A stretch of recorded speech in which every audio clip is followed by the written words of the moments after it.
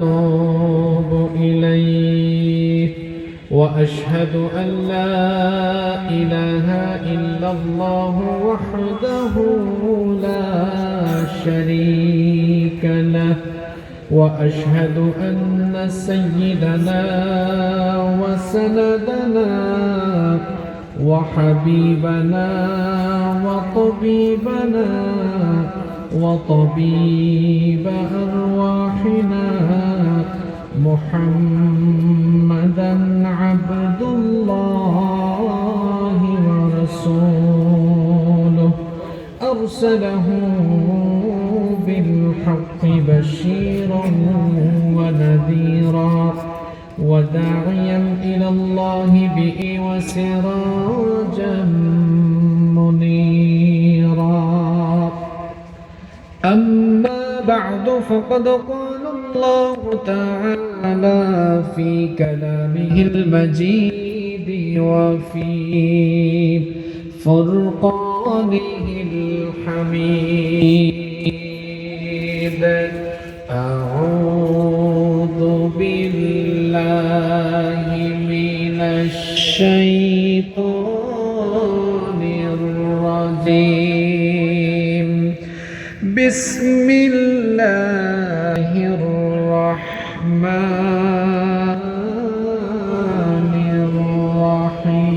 الرحيم إن الدين عند الله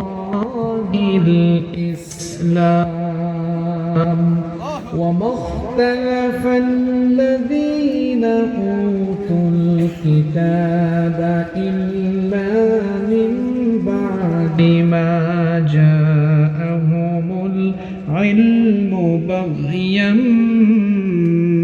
بينهم ومن يكفر بآيات الله فإن الله سريع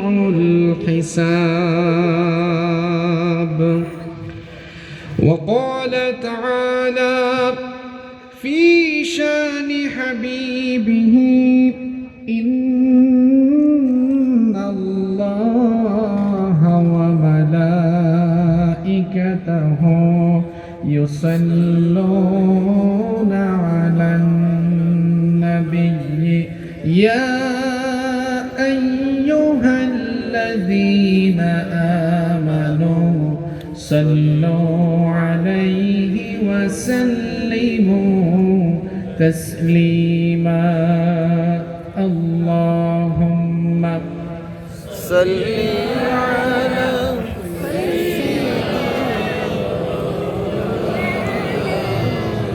وعلى آل سيدنا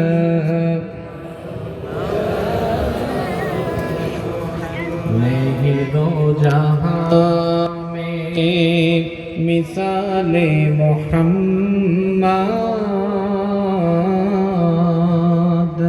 जमाले खुदा है कमाले मोहम्मद नहीं दो जहां में मिसाले मोहम्मद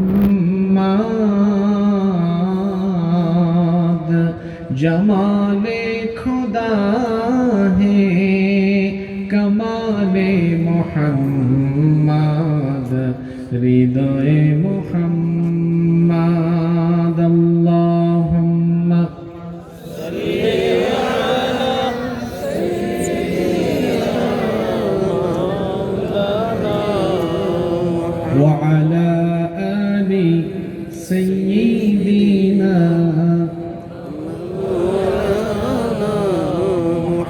ইসলাম অর্থ যুদ্ধ ইসলাম অর্থ শান্তি ইসলাম অর্থ যুদ্ধ ইসলাম অর্থ শান্তি ইসলাম অর্থ মানুষে মানুষে ইসলাম অর্থ মানুষে মানুষে নেই ভেদাভেদ ভ্রান্তি ইসলাম অর্থ যুদ্ধ ইসলাম অর্থ শান্তি ইসলাম অর্থ মানুষে মানুষে, ইসলাম অর্থ মানুষে মানুষে, নেই ভেদাভেদ ভ্রান্তি।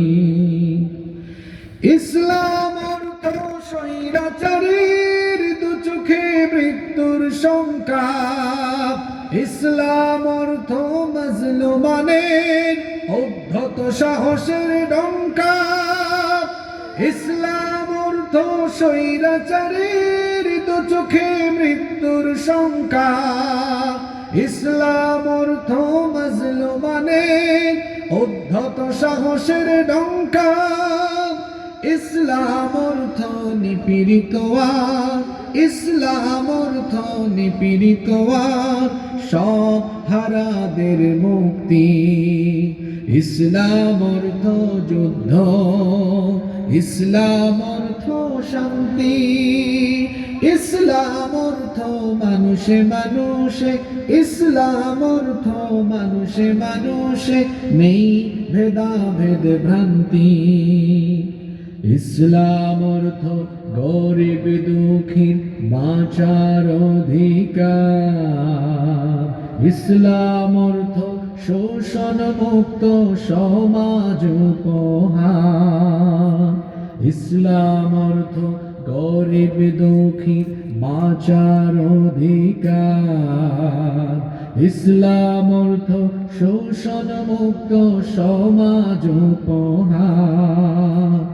ইসলাম অর্থ বিশ্বজনীন মিলন মৈত্রীর সংগ্রাম, ইসলাম অর্থ আত্মত্যাগের প্রণত প্রত্যয় প্রজ্ঞা।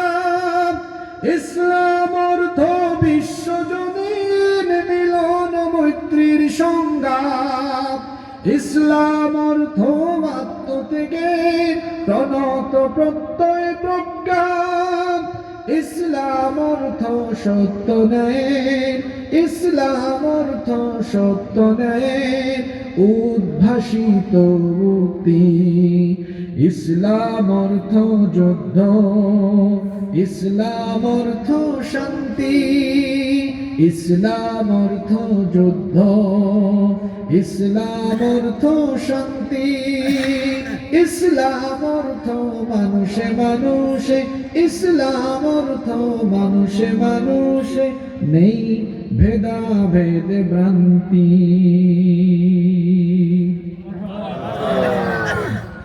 বাংলাদেশের আধ্যাত্মিক রাজধানী, প্রাকৃতিক সৌন্দর্যের নৈসর্গিক লীলাভূমি এবং অলিয়া উলিয়ার ভূমি নামে খ্যাত আমাদের প্রিয় সিলেট জেলার আলিম ওলামা অধ্যুষিত অঞ্চল কানাইঘাট উপজেলায় অবস্থিত ঐতিহ্যবাহী প্রাচীনতম দ্বীনি বিদ্যাপীঠ সাতবাগ হাফিজিয়া মাদ্রাসার বার্ষিক ওয়াজ মাহফিলে চলমান অধিবেশনের মুহতারাম শ্রদ্ধাভাজন সভাপতি, বিশিষ্ট শিক্ষাবিদ, বিশিষ্ট ইসলামী চিন্তাবিদ, সমাজসেবক, বিশিষ্ট রাজনীতিবিদ, গণমানুষের প্রিয় ব্যক্তিত্ব, এই কানাইঘাট জকিগঞ্জের সকলের প্রিয় এবং ভালোবাসার মানুষ, এই অঞ্চলের মাটি ও মানুষের নেতা, আনন্দিত জননেতা জনাব হাফিজ মাওলানা আনোয়ার হোসেন খান, হাইয়াহুল্লাহ ওয়া আতালাল্লাহু উমরাহু ওয়া বারাকাল্লাহু ফি হায়াতিহি ওয়া জাআলাহুল্লাহু মিনাল ইবাদিল মুখলিসিন। আমরা সকলে বলি আমিন। মঞ্চে বসে আছেন, আমাকে 24 ঘন্টা পড়াতে পারবেন এইরকম ওস্তাদ তুল্য উলামা মাশায়েখ মাহফিলে এসেছেন, আকাশের তারকা সমতুল্য অনেক শ্রদ্ধাভাজন উলামায়ে কেরাম এসেছেন, বিভিন্ন মাদ্রাসার আসাতিদায়ে কেরাম, বিভিন্ন মাদ্রাসার প্রিন্সিপাল, ভাইস প্রিন্সিপাল, মুহতামিম সাহেবগণ এসেছেন, মাহফিলে এসেছেন বিভিন্ন মসজিদের খোতাবা এবং আইম্মায়ে কেরাম। উপস্থিত এই এলাকার গণ্যমান্য এবং বিশিষ্ট ব্যক্তিবর্গ, আমার সামনে বসা পিতৃতুল্য সম্মানিত মুরব্বিয়ানে নিজাম, যুগে যুগে আল্লাহর জমিনে আল্লাহর দ্বীন প্রতিষ্ঠায় যারা অগ্রসেনানীর ভূমিকা পালন করেছেন, আমার কলিজার টুকরা প্রিয় যুবক, তরুণ এবং ছাত্র ভাইয়েরা, পর্দার আড়াল থেকে শ্রবণরতার সম্মানিতা মা এবং বোনেরা, উপস্থিত মিডিয়ার প্রিয় কর্মী এবং সাংবাদিক ভাইয়েরা, প্রশাসন এবং গোয়েন্দা সংস্থার সম্মানিত ভাইয়েরা, প্রিয় সাতবাগ, সড়কের বাজার, কানাইঘাট তথা আমার প্রিয় সম্মানিত সিলেটবাসী, আপনারা সবাই কেমন আছেন? আলহামদুলিল্লাহ। আমাদের সবাইকে সুস্থতার সাথে বাঁচিয়ে রেখে আজকের এই সুন্দর, বরকতময়, নান্দনিক এবং জান্নাতি এই আয়োজনে আমাদেরকে শামিল হওয়ার তৌফিক যিনি দান করেছেন, গলার আওয়াজ বড় করে সবাই বলেন তো তিনি কে? সেই মহান রবের জন্য হৃদয়ের সবটুকু ভালোবাসা, আবেগ, অনুভূতিকে উজাড় করে দিয়ে খুশি মনে প্রাণবন্ত আওয়াজে উচ্চ কণ্ঠে কালিমাতুশ শুকর আদায় করে আমরা সকলেই পড়ছি আলহামদুলিল্লাহ। অসংখ্য অগণিত দুরুদ এবং সালাম পেশ করছি সর্বকালের, সর্বযুগের সর্বশ্রেষ্ঠ মহামানব নবিয়ুনা ওয়া সাইয়্যিদুনা ওয়া কুদওয়াতুনা মুহাম্মাদুর রাসূলুল্লাহ সাল্লাল্লাহু আলাইহি ওয়াসাল্লামের প্রতি, যাকে আল্লাহ তাআলা আমাদের হেদায়েতের জন্য পাঠিয়েছেন। আল্লাহুম্মা সাল্লি আলাইহি, আল্লাহুম্মা বারিক আলাইহি। সম্মানিত কানাইঘাটবাসী, অপ্রাসঙ্গিক, অপ্রয়োজনীয় কোনো কথাবার্তা বলে আমরা সময়ের বরকত নষ্ট করতে চাই না।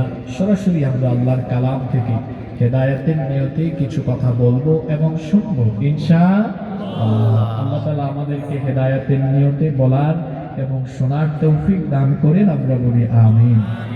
আমি আপনাদের সামনে কোরআনে কারীমের 3 নম্বর পারায় অবস্থিত 3 নম্বর সূরা, সূরাতুল আলে ইমরানের 19 নম্বর আয়াতে কারীমা, মাত্র একটা আয়াত তিলাওয়াত করেছি। এই আয়াতের ভেতরে আমাদের জন্য, আমাদের হেদায়েতের জন্য অনেক গুরুত্বপূর্ণ বার্তা রয়েছে। আমরা যেন এগুলো সঠিকভাবে বলতে পারি এবং হেদায়েতের মন মানসিকতা নিয়ে শুনে বাড়ি যেতে পারি। আল্লাহ আমাদেরকে তৌফিক দান করেন। আল্লাহ তাআলা ইরশাদ করছেন, ইন্নাদ দীনা ইনদাল্লাহিল ইসলাম। নিশ্চয়ই আল্লাহর কাছে একমাত্র মনোনীত দ্বীন হলো ইসলাম। এখানে দ্বীন এবং ইসলাম এই দুইটা পরিভাষার উপরে আমাদের দেশে অনেক অজ্ঞতা রয়েছে। এই দুইটা পরিভাষা মানুষ সঠিকভাবে, আমাদের দেশের সকল মুসলমান ভালো করে বুঝে না। আমি যদি জিজ্ঞেস করি ইসলাম শব্দের অর্থ কি, তো বেশিরভাগ মানুষ আপনারা কি বলবেন? ইসলাম শব্দের অর্থ কি? শান্তি। এটা কে শিখিয়েছে আপনাদেরকে? এগুলো ভুল শিখেছেন আপনারা। ইসলাম শব্দের মাদ্দা, মূল শব্দ সিলমুন, এটার অর্থ হলো শান্তি। কিন্তু ইসলাম শব্দের অর্থ শুধু শান্তি নয়। ইসলাম শব্দের অর্থ হচ্ছে সারেন্ডার করা, আত্মসমর্পণ করা। আমাদের জাতির পিতা, জাতির পিতা কে? জোর করে জাতির ঘাড়ে জাতির পিতা চাপিয়ে দেওয়া যায় না। জাতির পিতা হচ্ছেন ইব্রাহিম আলাইহিস সালাম। তাকে জাতির পিতা যিনি বানিয়েছেন তিনি কে? আল্লাহ। আল্লাহ তাআলা তাকে বলছেন, কোরআনে কারীমে এসেছে, ইদ ক্বালা লাহু রাব্বুহু আসলিম ক্বালা আসলামতু লিরাব্বিল আলামিন। স্মরণ করো যখন তার রব তাকে বললেন আত্মসমর্পণ করো, তিনি বললেন আসলামতু লিরাব্বিল আলামিন, জগৎসমূহের প্রতিপালকের কাছে আমি আত্মসমর্পণ করলাম। আত্মসমর্পণ করা মানে হলো আমি আমার নিজেকে আল্লাহর কাছে সুপুর্দ করে দেওয়া, অর্থাৎ আমার জান এবং মালকে আল্লাহর রাহে বিক্রি করে দেওয়া। আমার জীবন আর আমার মন মতো, আমার ইচ্ছায় চলবে না, যার ইচ্ছায়, যার সিদ্ধান্ত মোতাবেক, যার হুকুম মতো আমার জীবন চলবে। জোরে বলেন তো তিনি কে? এর নাম আত্মসমর্পণ। আরেকটি পরিভাষার সবচেয়ে বেশি অপব্যাখ্যা আমাদের দেশে করা হয়েছে, সেই পরিভাষাটি হচ্ছে দ্বীন। এই দ্বীন শব্দের অর্থ কি? দিন শব্দের অর্থ কি বলেন তো? অনেকেই বলে ধর্ম। আরবি কামুস অভিধান খুলে দেখেন তো, দিন শব্দের অর্থ কি শুধু ধর্ম? ধর্ম মানে কি? ধর্ম মানে হচ্ছে কোনো বিষয় ধারণ করা। যেমন পানির ধর্ম হলো ভিজিয়ে দেওয়া, আগুনের ধর্ম হলো পুড়িয়ে দেওয়া। দিন শব্দের অর্থ শুধু ধর্ম নয়। তাহলে দিন শব্দের অর্থ কি? যেহেতু আমরা কোরআন থেকেই আলোচনা করছি, কোরআন বোঝার একটা মজা হলো কোরআনে একটা শব্দের কিংবা একটা আয়াতের তাফসীর অন্য আয়াতের ভেতরে খুঁজে পাওয়া যায়। সুবহানাল্লাহ। এই দিন শব্দটি কোরআনে কারীমে বিভিন্ন সূরার বিভিন্ন আয়াতে এসেছে এবং এই শব্দটি বিভিন্ন সূরা বিভিন্ন আয়াতে বিভিন্ন রকম অর্থে ব্যবহার হয়েছে। তাহলে দিন শব্দটি হচ্ছে কোরআনে কারীমে ব্যবহৃত বহুল অর্থবোধক একটি শব্দ। দিন শব্দের অর্থ শুধু ধর্ম নয়। দিন শব্দটি হচ্ছে কোরআনে কারীমে ব্যাপক অর্থবোধক একটি শব্দ, যেই সূরা দিয়ে কোরআন উদ্বোধন হয়েছে এবং যেই সূরা দিয়ে আমরা প্রত্যেকটা নামাজ আরম্ভ করি। সবাই বলেন তো সেই সূরাটার নাম কি? সূরাতুল ফাতিহা। যখন আপনি তেলাওয়াত করবেন এই সূরার ভেতরেও আপনি দিন শব্দটি পেয়ে যাবেন। সওয়াবের নিয়তে আমার সঙ্গে তেলাওয়াত করেন, আলহামদুলিল্লাহি রাব্বিল আলামিন আর রাহমানির রাহিম মালিকি ইয়াউমিদ্দিন। বলেন তো তাহলে সূরা ফাতিহার ভেতরে দিন শব্দটি আছে না নাই? সবাই বলেন আছে না নাই?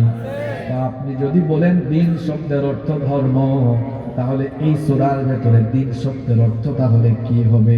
এখানে তো আল্লাহ বলেছেন আলহামদুলিল্লাহি রাব্বিল আলামিন, সকল প্রশংসা আল্লাহ, যিনি জগৎ সমূহের রব, জগৎ সমূহের প্রতিপালক। তার পরিচয় হলো তিনি হচ্ছেন আর রহমান, তিনি হচ্ছেন আর রহিম, তিনি দয়াবান, তিনি মেহেরবান। আবার আমার আল্লাহর পরিচয় হলো মালিকি ইয়াউমিদ্দিন, বিচার দিবসের প্রতিদান দিবসের মালিক যিনি। জোরে বলেন তিনি কে? তাহলে এখানে মালিকি ইয়াউমিদ্দিন আয় ইয়াউমুল জাযাই আও ইয়াউমুল হিসাব, অর্থাৎ জাযা প্রতিদান দিবস বা হিসাব গ্রহণের যে দিন, সেই দিনের মালিক কে? আল্লাহ। তাহলে সূরা ফাতিহায় দিন শব্দটি এসেছে এবং সূরা ফাতিহায় দিন শব্দের অর্থ হলো বিচার দিবস। সবাই একবার বলেন তো সূরা ফাতিহায় দিন শব্দের অর্থ কি? বিচার দিবস। তাহলে বোঝা গেল দিন শব্দের অর্থ শুধু ধর্ম নয়।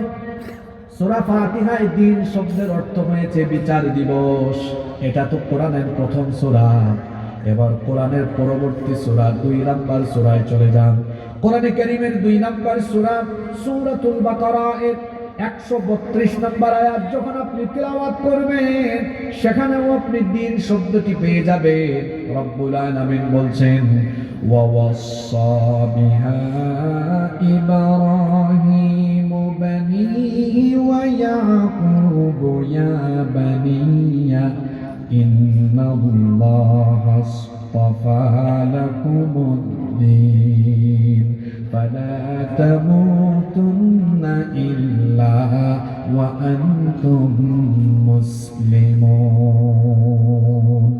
আল্লাহ তাআলা বলছেন ওয়াসসা বিহা ইব্রাহিম বানিহি, আর এইভাবে করে ইব্রাহিম আলাইহিস সালাম তার সন্তানদেরকে ওসিয়ত করেছেন। ওয়া ইয়াকুব, এবং একইভাবে ইয়াকুব তার সন্তানদেরকে ওসিয়ত করেছেন। কি ওসিয়ত করেছেন? আল্লাহ বলছেন তারা তাদের সন্তানদেরকে ওসিয়ত করে বলেছেন ইয়া বানিয়া ইন্নাল্লাহা আসতাফা লাকুমুদ-দীন। তারা বলেছেন হে আমার সন্তানেরা, ইন্নাল্লাহা আসতাফা লাকুমুদ-দীন, নিশ্চয়ই আল্লাহ তোমাদের জন্য এই দিনকে মনোনীত করেছেন। তাফসীর ইবনে কাসির, তাফসীর তাবারী এবং কুতুবের ভেতরে এসেছে এখানে দিন শব্দের অর্থ হলো আকিদাতুত তাওহীদ ওয়াল ইসলাম। তার মানে হলো আল্লাহ তাআলা বলছেন ইব্রাহিম এবং ইয়াকুব আলাইহিস সালাম তাদের সন্তানদেরকে ওসিয়ত করে বলেছেন, আমার সন্তানরা শোনো, মূর্তি পূজা থেকে, শিরক থেকে নিজেদেরকে বিরত রেখে একত্ববাদী রব যিনি সেই রবের দ্বীনের উপরে নিজেদেরকে তোমরা অটল রাখো, বিচল রাখো। ফালা তামুতুন্না ইল্লা ওয়া আনতুম মুসলিমুন, মুসলমান না হয়ে মৃত্যুবরণ করো না। তাহলে কোরআনের প্রথম সূরা ফাতিহায় দ্বীন শব্দের অর্থ আমরা পেয়েছি বিচার দিবস। আর 2 নম্বর সূরা বাকারার 132 নম্বর আয়াতে দ্বীন শব্দের অর্থ পেলাম তাওহীদ বা একত্ববাদ। আপনি আরেকটু সামনে এগিয়ে যান, দেখবেন কত রকমের অর্থ পাবেন। কোরআনে কারীমের 41 নম্বর, কোরআনে কারীমের 42 নম্বর সূরাতুশ শূরা 21 নম্বর আয়াতে আপনি দ্বীন শব্দটি খুঁজে পাবেন। সেখানে আল্লাহ বলছেন, আম লাহুম শুরাকাউ শারাউ লাহুম মিনাদ দীনি মা লাম ইয়া'যাম বিহিল্লাহ ইলা আখিরিল আয়াত। আল্লাহ তাআলা বলছেন, তাদের কি এমন কোন শরীক আছে যারা তাদের জন্য এমন কোন দ্বীনকে নির্ধারণ করে দিয়েছে যার অনুমতি আল্লাহ দেন নাই। এখানে দ্বীন শব্দের অর্থ হলো শরীয়তের বিধিবিধান। তাহলে দেখেন, এখানে দ্বীন শব্দের অর্থ হয়ে গেল বিধান। আল্লাহ বলছেন, তাদের কি এমন কোন শরীক আছে নাকি যারা তাদের জন্য এমন আলাদা বিধান ঠিক করে দিয়েছে যার অনুমতি আল্লাহ দেন নাই। আপনি আর একটু সামনে যদি এগিয়ে যান, সূরা বাইয়িনার 5 নম্বর আয়াতে পেয়ে যাবেন, এখানেও দ্বীন শব্দটি আছে। আল্লাহ বলছেন, ওয়া মা উমিরু ইল্লা লিয়া'বুদুল্লাহা মুখলিসিনা লাহুদ-দীন হুনাফা'a ওয়া ইউকিমাস সালাতা ওয়া ইউতুজ যাকাতা ওয়া যালিকা দীনুল কাইয়্যিমা। একটা আয়াতে দ্বীন শব্দ 2 বার চলে আসলো। আল্লাহ বলছেন, ওয়া মা উমিরু ইল্লা লিয়া'বুদুল্লাহা মুখলিসিনা লাহুদ-দীন। তাদেরকে কেবল এই নির্দেশ দেওয়া হয়েছে তারা যেন একনিষ্ঠভাবে এই দ্বীনের উপরে থাকে। এখানে দ্বীন শব্দের অর্থ হলো আল ইনআন ওয়াল খুদু ওয়াত তাআত ওয়াত তাদাল্লুল, মানে হলো একাগ্রতা, একনিষ্ঠতার সাথে আল্লাহর দ্বীনের উপরে থাকতে হবে। এখানে দ্বীন শব্দের অর্থ হলো একাগ্রতা, একনিষ্ঠতা বা আনুগত্য। আবার যদি আপনি আর একটু সামনে এগিয়ে যান, আপনি এই দ্বীন শব্দটি পেয়ে যাবেন সূরা বাইয়িনায় যেমন আছে। আবার সূরা ইউসুফে যান, এটা কোরআনের 12 নম্বর সূরা, কোরআনে কারীমের 12 নম্বর সূরা ইউসুফ যখন আপনি তেলাওয়াত করবেন, সেখানেও আপনি দ্বীন শব্দটা পেয়ে যাবেন। আল্লাহ তাআলা খুব সুন্দর করে বলছেন, কাযালিকা কিদনা লিইউসুফা মা কানা লিয়াখুযা আখাহু ফি দীনিল মালিকি ইল্লা আইয়াশা আল্লাহ ইলা আখিরিল আয়া। আল্লাহ বলছেন, কাযালিকা কিদনা লিইউসুফ, এইভাবে করে আমি ইউসুফের জন্য কৌশল অবলম্বন করলাম। কেমন কৌশল শুনেন। আপনারা জানেন ইয়াকুব আলাইহিস সালামের 12টি সন্তান ছিল, এক ঘরের 10টা সন্তান। এরা হিংসায় পড়ে গেল তখন যখন ইয়াকুব আলাইহিস সালাম ইউসুফ আলাইহিস সালামকে খুব মহব্বত করা শুরু করলেন। 10 ভাইরা হিংসায় পড়ে গেল। হিংসার বশবর্তী হয়ে খেলতে যাওয়ার নাম করে ইউসুফ আলাইহিস সালামকে বাড়ি থেকে বের করে নিয়ে গেল। তারপরে তারা অন্ধকার একটা কুয়ায় তাকে নিক্ষেপ করলো। তারা ভেবেছিল সাঁতার না জানা ছোট্ট ইউসুফ এই কুয়ার ভেতরে হয়ে মারা যাবে, অথবা কেউ যদি তাকে উঠায়ও দাস বানিয়ে অন্য দেশে নিয়ে বিক্রি করে ফেলবে। এটা ছিল তাদের পরিকল্পনা। কিন্তু তাদের পরিকল্পনার চাইতে আমার রবের পরিকল্পনা ছিল উত্তম। রব্বুল আলামিন তার কুদরতি পরিকল্পনায় ইউসুফ আলাইহিস সালামকে সেই কুয়া থেকে উঠায়া একটা কাফেলা তাকে কুয়া থেকে উঠালো, মিশরে নিয়ে দেখা গেল আজিজে মিশরের কাছে বিক্রি করলো। ওই 10 ভাইরা ভেবেছিল ইউসুফ আলাইহিস সালামের জীবন হয় এখানে বিনাশ হয়, নতুবা তিনি দাসত্বের জীবন গ্রহণ করবেন। কিন্তু দেখা গেল না, তাদের পরিকল্পনার বিপরীতে আল্লাহর পরিকল্পনা বিজয়ী হলো। আল্লাহর কুদরতি ব্যবস্থাপনায় সেই অন্ধকার কুয়া থেকে আল্লাহ তাকে উঠায়া মিশরের রাজ পরিবারে আল্লাহ ঢুকানোর ব্যবস্থা করলেন। আবার একটা সময় আল্লাহ তাআলা ইউসুফ আলাইহিস সালামকে মিশরের ক্ষমতার মসনদে আসীন করে দিলেন। ক্ষমতা দেওয়ার মালিক কে? আসতে বলবেন না, জুড়ে বলেন ক্ষমতা দেওয়ার মালিক কে? আবার জুতার বাড়ি খাওয়ায়া ক্ষমতা থেকে নামায়া দেওয়ার মালিক কে? আমরা এটা মাঝে মাঝে ভুলে যাই। এই জন্য মাঝে মাঝে ক্ষমতার ঠেলায় মত্ত হয়ে আজে বাজে কথা বলি, অহংকার করি। আমি বড় অবাক হয়ে যাই। এখনো 1.5 বছর হয়েছে, 24 আগস্টে আমরা প্রচন্ড ক্ষমতার দলে মারাত্মক পরিণতি দেখেছি। এটা দেখার পরেও কিছু লোক সব ভুলে গিয়ে যেভাবে অহংকারে মত্ত হয়ে উঠেছে সব ভুলে গিয়েছে। আমার ভাইয়েরা, কখনো অহংকার করবেন না, কারণ ক্ষমতা দিতে পারেন যিনি, জুতার বাড়ি খাওয়ায়া ক্ষমতা ছাড়া করতে পারেন তিনি। ইউসুফ আলাইহিস সালাম যখন মিশরের ক্ষমতায় অধিষ্ঠিত হয়ে গেলেন, যখন কেনানে দুর্ভিক্ষ লেগেছিল, তার 10 ভাইরা এখানে এসেছিল। লম্বা ঘটনা সংক্ষেপে বলছি আয়াতের অর্থ বোঝানোর জন্য। তিনি তাদেরকে সাহায্য করেছিলেন, সাহায্য দিয়ে বলেছিলেন পরের বার আসার সময় তোমাদের আরেকটা ভাই বিনয়ামিন আছে, তাকে নিয়ে আসিও। তারা ইয়াকুব আলাইহিস সালামকে বুঝিয়ে যখন বিনয়ামিনকে সঙ্গে করে এনেছিল, মিশরে তখন বাদশাহী একটা আইন বা ফরমান ছিল, যদি বাদশার কোনো পানপাত্র বা কোনো জিনিস কেউ চুরি করত, বাদশাহী আইনে বাদশা তাকে দাস হিসাবে রেখে দিতে পারতেন।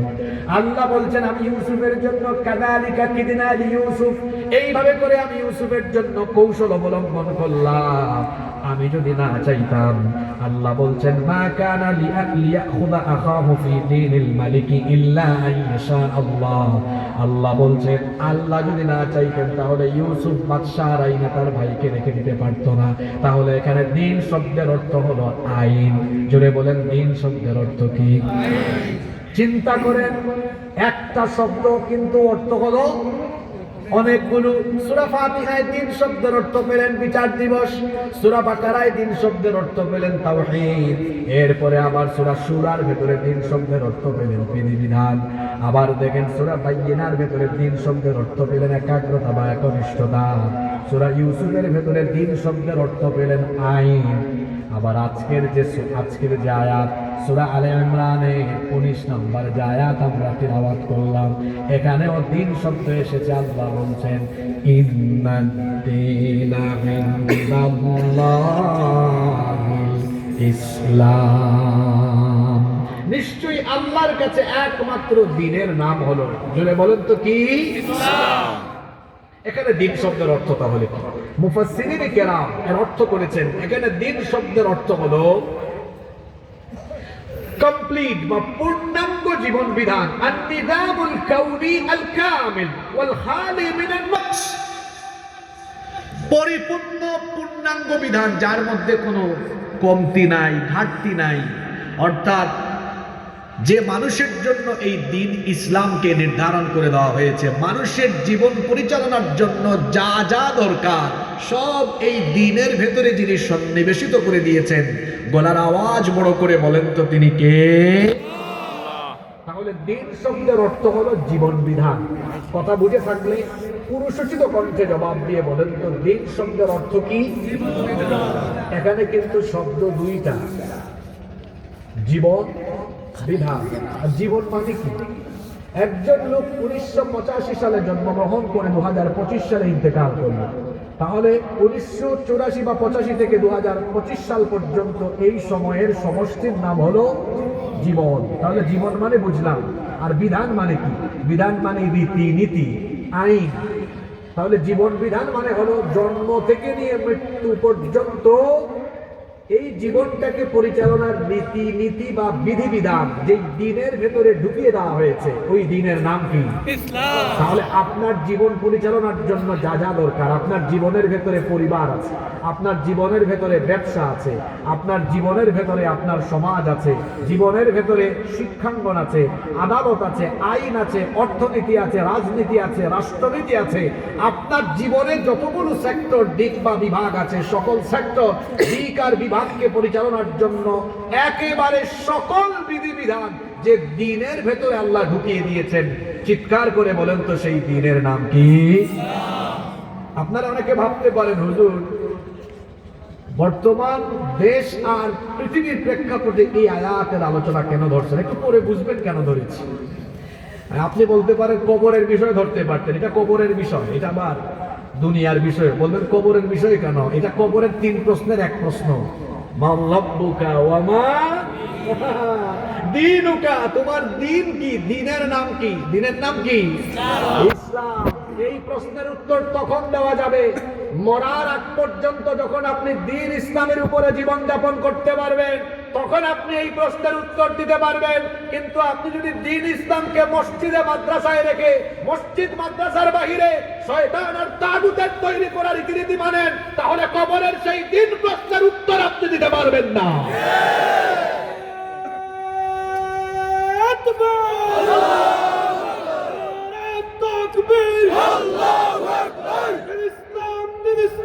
জিন্দাবাদ জিন্দাবাদ আল কোরআনের আলো জয় করে জালো আল কোরআনের আলো জয় করে জালো সংসদে জালো আল কোরআনের আলো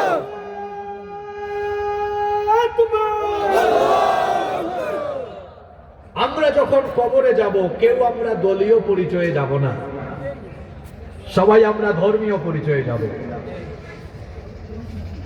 কবরে যখন যাব দলীয় পরিচয়ে যাব না, কি পরিচয়ে যাব? ধর্মীয় পরিচয়। কবরের 3টা প্রশ্ন, দলীয় না ধর্মীয়? তার মানে বোঝা গেল কবরে ধর্মীয় পরিচয়ই যাই, আবার কবরের প্রশ্নগুলোও ধর্মীয়। তাহলে কবরে গিয়ে ধর্মীয় পরিচয়ে গিয়ে আপনি যদি নাজাত পেতে চান, তাহলে কবরে যাওয়ার আগ পর্যন্ত জীবন হবে দল ভিত্তিক না ধর্ম ভিত্তিক? ধর্ম ভিত্তিক। কথা বোঝা যায়? এবার আর প্রশ্নের উত্তর দেওয়ার দরকার নাই, নিজের বিবেককে আমরা প্রশ্ন করি, তাহলে আমরা কি আমাদের জীবন দল ভিত্তিক গঠন করছি না ধর্ম ভিত্তিক গঠন করছি? আমাদের জীবন দল ভিত্তিক হবে না, হবে ধর্ম ভিত্তিক, দিন ভিত্তিক। অর্থাৎ আমার ব্যক্তি জীবন, আমার পরিবার, সমাজ, অর্থনীতি, রাজনীতি সব হবে দিন ইসলাম মোতাবেক। ঠিক না ঠিক?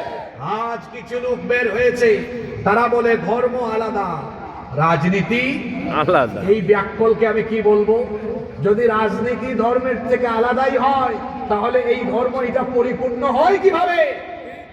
যদি এখান থেকে রাজনীতি বাদ হয়ে যায়, তাহলে সেটা কি আর পরিপূর্ণ থাকে? কিছু ল্যাকিংস থাকে। ইসলামের ভেতরে তো কোনো ল্যাকিংস নাই। আল্লাহর দ্বীন দিয়ে যেমন মসজিদ মাদ্রাসা পরিচালনা করা যায়, ঠিক তেমনি দ্বীন ইসলামের দেওয়া বিধিবিধান মোতাবেক একটা রাষ্ট্রকে সুন্দরভাবে পরিচালনা করা যায়। এটার নাম হলো ইসলাম।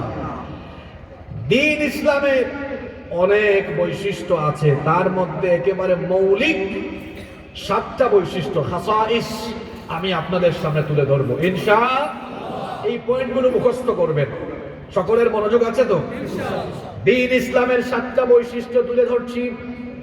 নাম্বার 1, 1 নাম্বার, দ্বীন ইসলামের প্রথম বৈশিষ্ট্য হলো, এটা হচ্ছে দ্বীনুন রব্বানিয়া, এটা হলো রবের দেওয়া দ্বীন।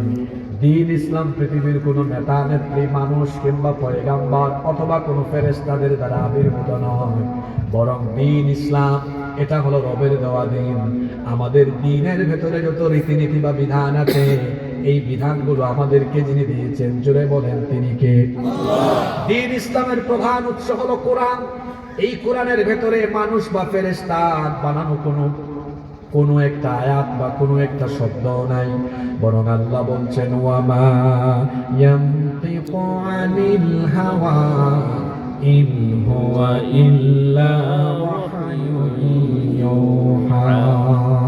আমার নবী তার নিজের মনোবৃত্তির অনুসরণ করে কোনো কথা বলেন না, বরং আমার তরফ থেকে যা ওহী হিসাবে আসে তাই তিনি বলেন। তার মানে হলো কোরআনে কারীমের প্রত্যেকটা কথা যার তরফ থেকে এসেছে, জুড়ে বলেন তিনি কে?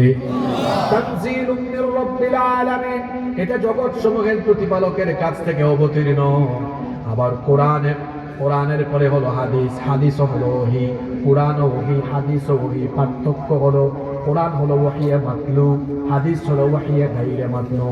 কোরআনটা তেলাওয়াত হয় নামাজের ভেতরে, কিন্তু হাদিস তেলাওয়াত হয় না। কিন্তু দুইটা যোগী শরীয়তের যে প্রধান দুইটা উৎস, এখানের মধ্যে বানানো কিছুই নাই, সব হলো অথেন্টিক, সব হলো ফ্রেশ। এই জন্য আমাদের যে দিন ইসলাম, এটা হলো রবের দেওয়া দিন, এর ভেতরে মানুষের কোনো কিছু ঢুকানো নাই। আমাদের দিনের ভেতরে কি আমাদের নবী নিজে থেকে বানিয়ে কোনো কিছু দিয়ে দিয়েছেন নাকি?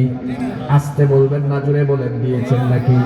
আল্লাহ বলছেন আমার নবী যদি নিজে থেকে বানিয়ে দিতেন কি করতাম শোনো, ওয়ালাউ তাকাওয়ালা আলাইনা বা'দাল আকাওয়িল লাআখাযনা মিনহু বিল ইয়ামিন সুম্মা লাকাতা'না মিনহুল ওয়াতিন।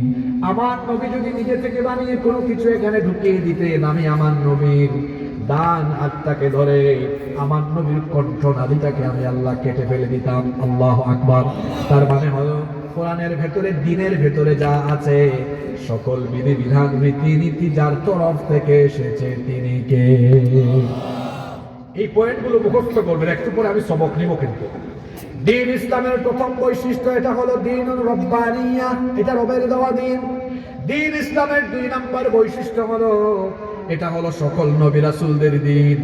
পৃথিবীর প্রথম মানুষ এবং প্রথম নবী আবুল বাশার সাইয়েদিনা আদম আলাইহিস সালাম থেকে নিয়ে আখিরি নবী মুহাম্মদুর রাসূলুল্লাহ সকলে বলি সাল্লাল্লাহু আলাইহি ওয়াসাল্লাম পর্যন্ত লক্ষাধিকের উপরে পয়গাম্বর আল্লাহ দুনিয়ায় পাঠিয়েছেন।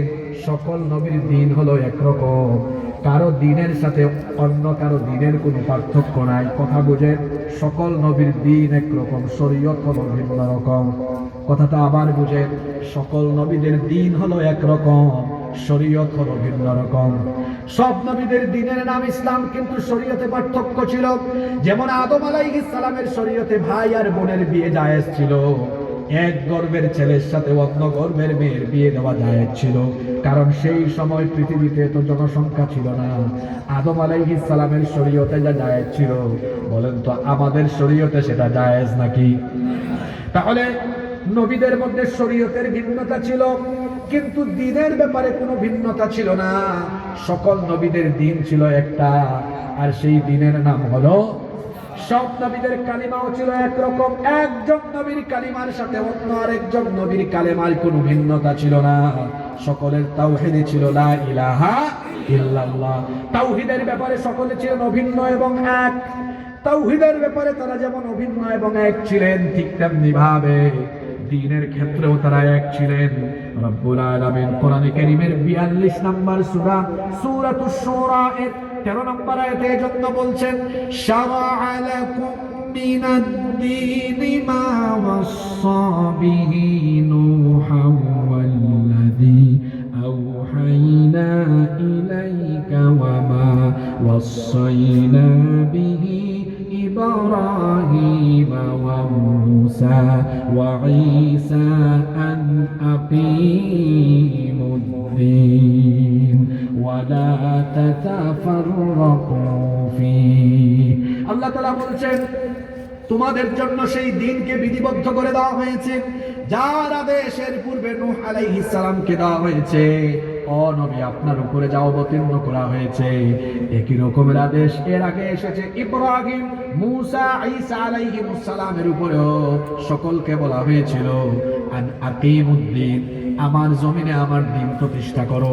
এই আয়াত আমাদেরকে কি মেসেজ দেয়, কি বার্তা দেয়? আল্লাহ তাআলা সব নবীকে একটা দিন কায়েমের কথা বলেছে, সেই দিনের নাম হলো ইসলাম। তাহলে বোঝা গেল দিন ইসলাম সকল নবীদের দিন। দিন ইসলামের 3 নম্বর বৈশিষ্ট্য হলো কিয়ামত পর্যন্ত এই দিন হলো বিজয়ী দিন। এই দিনকে পরাজিত করতে পারে এমন কোন পরাশক্তি আল্লাহর আকাশের নিচে জমিনের উপরে আর রব্বুল আলামিন কোরআনে কারীমের 61 নম্বর সূরা সূরাতুস সাফাত 9 নম্বর আয়াতে বলছেন, যারা পারেন আমার সাথে বলেন, হুয়াল্লাযী আরসালা রাসূলাহু বিল হুদা ওয়া দীনিল হক লিইয়ুযহিরাহু আলাদ দীনি কুল্লিহি ওয়ালাউ কারিহাল মুশরিকুন। তিনি হচ্ছেন সেই আল্লাহ যিনি তার রাসূলকে হেদায়াত আর দ্বীনে হক সহকারে পাঠিয়েছেন। কেন পাঠিয়েছেন? লিয়ুযহিরাহু আলা দ্বীনি কুল্লি, যাতে করে দুনিয়ার সকল পথ মত আর আদর্শের উপরে আল্লাহর দ্বীনকে জমিনে বিজয়ী করতে পারেন। রাসূলকে এই দায়িত্ব দিয়ে যিনি পাঠিয়েছেন তিনি কে? আল্লাহ তার নবীকে তার দ্বীন বিজয়ের ভীষণ মিশন দিয়ে দুনিয়ায় পাঠিয়েছেন। এই আয়াতে আল্লাহ তাই বলেছেন। আল্লাহর নবী 40 বছর থেকে এই ভীষণ মিশন বাস্তবায়নের লক্ষ্যে কাজ আরম্ভ করলেন। প্রথম 3 বছর গোপনে দাওয়াত দিয়েছেন। 3 বছর পর প্রকাশ্য দাওয়াত শুরু করা মাত্রই গালিগালাজ শুরু হয়ে গেল। যারা এত বছর নবীজিকে বলেছে আল আমিন, তারাই এবারে বলছে সাহির, কাযযাব, শাইর, কাহিন, মাজনুন। খেয়াল করে শুনেন, কুরআন নাজিলের যুগে কুরআনওয়ালাদেরকে, যার উপর কুরআন অবতীর্ণ হয়েছে, তাকে গালি দেওয়া হয়েছে। 43টা বছর মক্কায় কেউ আমার নবীকে গালি দেয় নাই। যখন থেকে কুরআনের কথা বলা শুরু করলেন, আল্লাহর জমিনে আল্লাহর দ্বীন প্রতিষ্ঠার কথা বলা শুরু করলেন, এখন বলা হচ্ছে তিনি নাকি পাগল, তিনি নাকি জাদুকর, তিনি নাকি গণক, তিনি নাকি মিথ্যাবাদী, তিনি নাকি কবি। নাউজুবিল্লাহ পড়বেন না? কুরআন নাজিলের যুগে কুরআনের আইন যাদের ভালো লাগে না, তারা যেমন স্বয়ং সরাসরি রাসূলকে গালি দিত, ১৫০০ বছর পরেও দেখবেন কুরআন বিরোধীদের উত্তরসূরিরা এখনো কুরআনওয়ালাদেরকে তাদের বাপ দাদার খাসলত ধরে রেখে কুরআনওয়ালাদেরকেও গালিগালাজে এখনো মত্ত আছে। প্রতি বছর অক্টোবর মাসে আইফোন তার নতুন মডেল নিয়ে আসে, লঞ্চ করে। 12, 13, 14, 15, 16, এখন কত চলে? 17। আইফোনের নাম কি চেঞ্জ হয়ে গিয়েছে নাকি?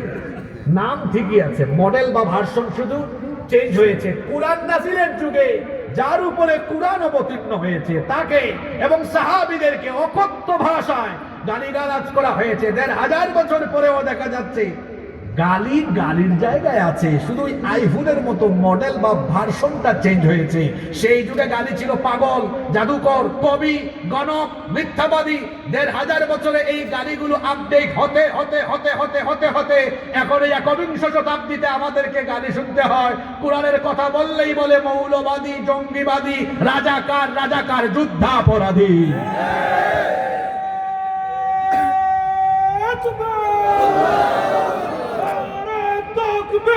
আল্লাহু আকবার।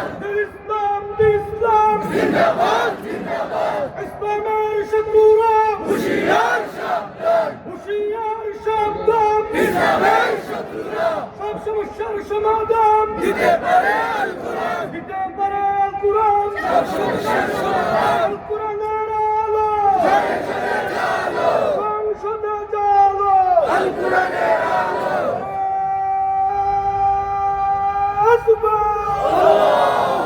সম্মানিত কানাইঘাটবাসী, আদর্শের মোকাবেলা আদর্শ দিয়ে করতে হয়, আদর্শের মোকাবেলা গালিগালাজ দিয়ে করতে হয় না।